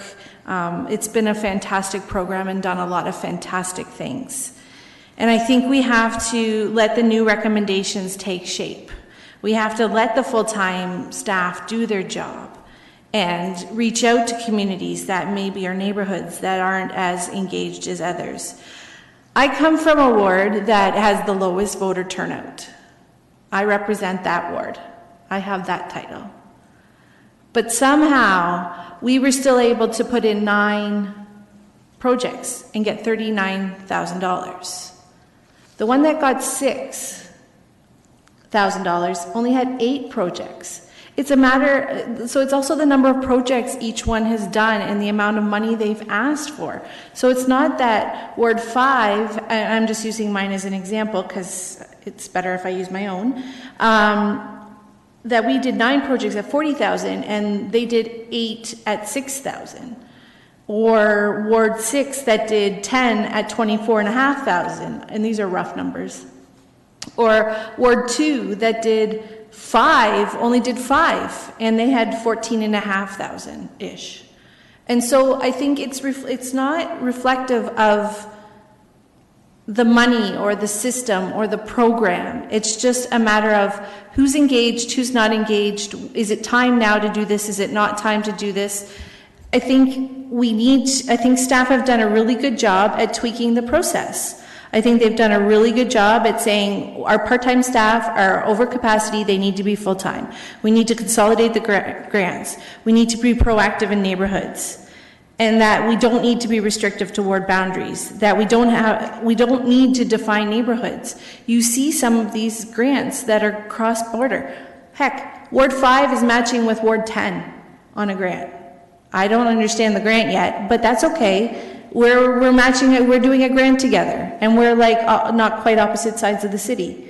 And so I think there's a way to do it all, and I think Councillor Innes, your point has been made, but I come back to the fact that, and bring us back to the point that this is such a positive program and has done so much good in our community. And I thank everyone from the community members to the staff members to the council members to everyone who's been engaged in it, because it really is innovative. We see other communities coming to us, and so we can't lose that enormous thank you and sense of, well, of congratulations, of you've done a great job, and that we've learned, and we can move this forward, and we can make it better.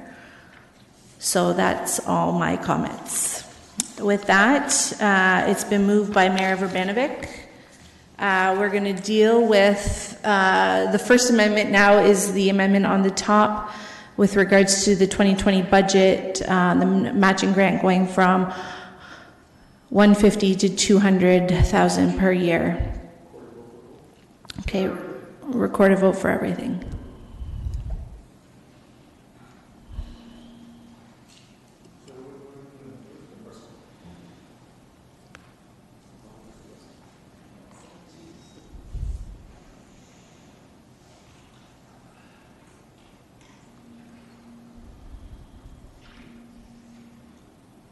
Those in favor? Those opposed? That's carried. The amendment number 2, I guess. That's okay. As it's been retabled and moved by Councillor Davey. Councillor Singh, you've queued in. Okay. Okay, the question's being called. Those in favor?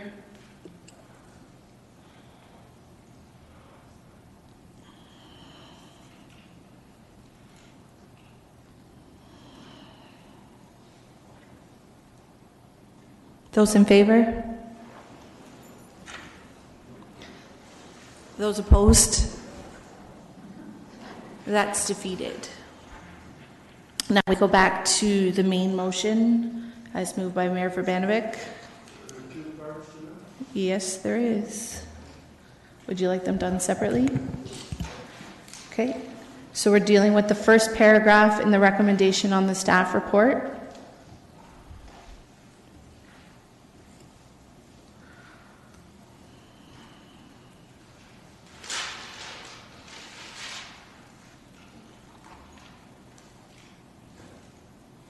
That's carried unanimously.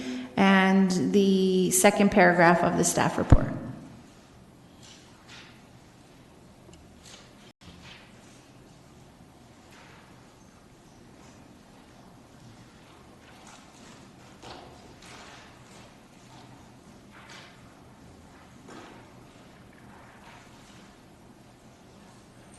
Those in favor?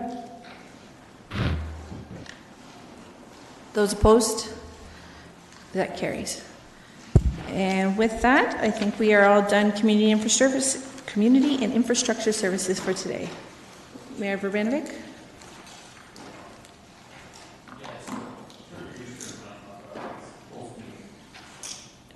Can you cue in? I was pressing yes. Just want to remind everyone of the FCM board meeting this week and the 2 receptions Tuesday and Thursday, and hopefully council will make its way out to one and or both of them on the 2 days. Thanks.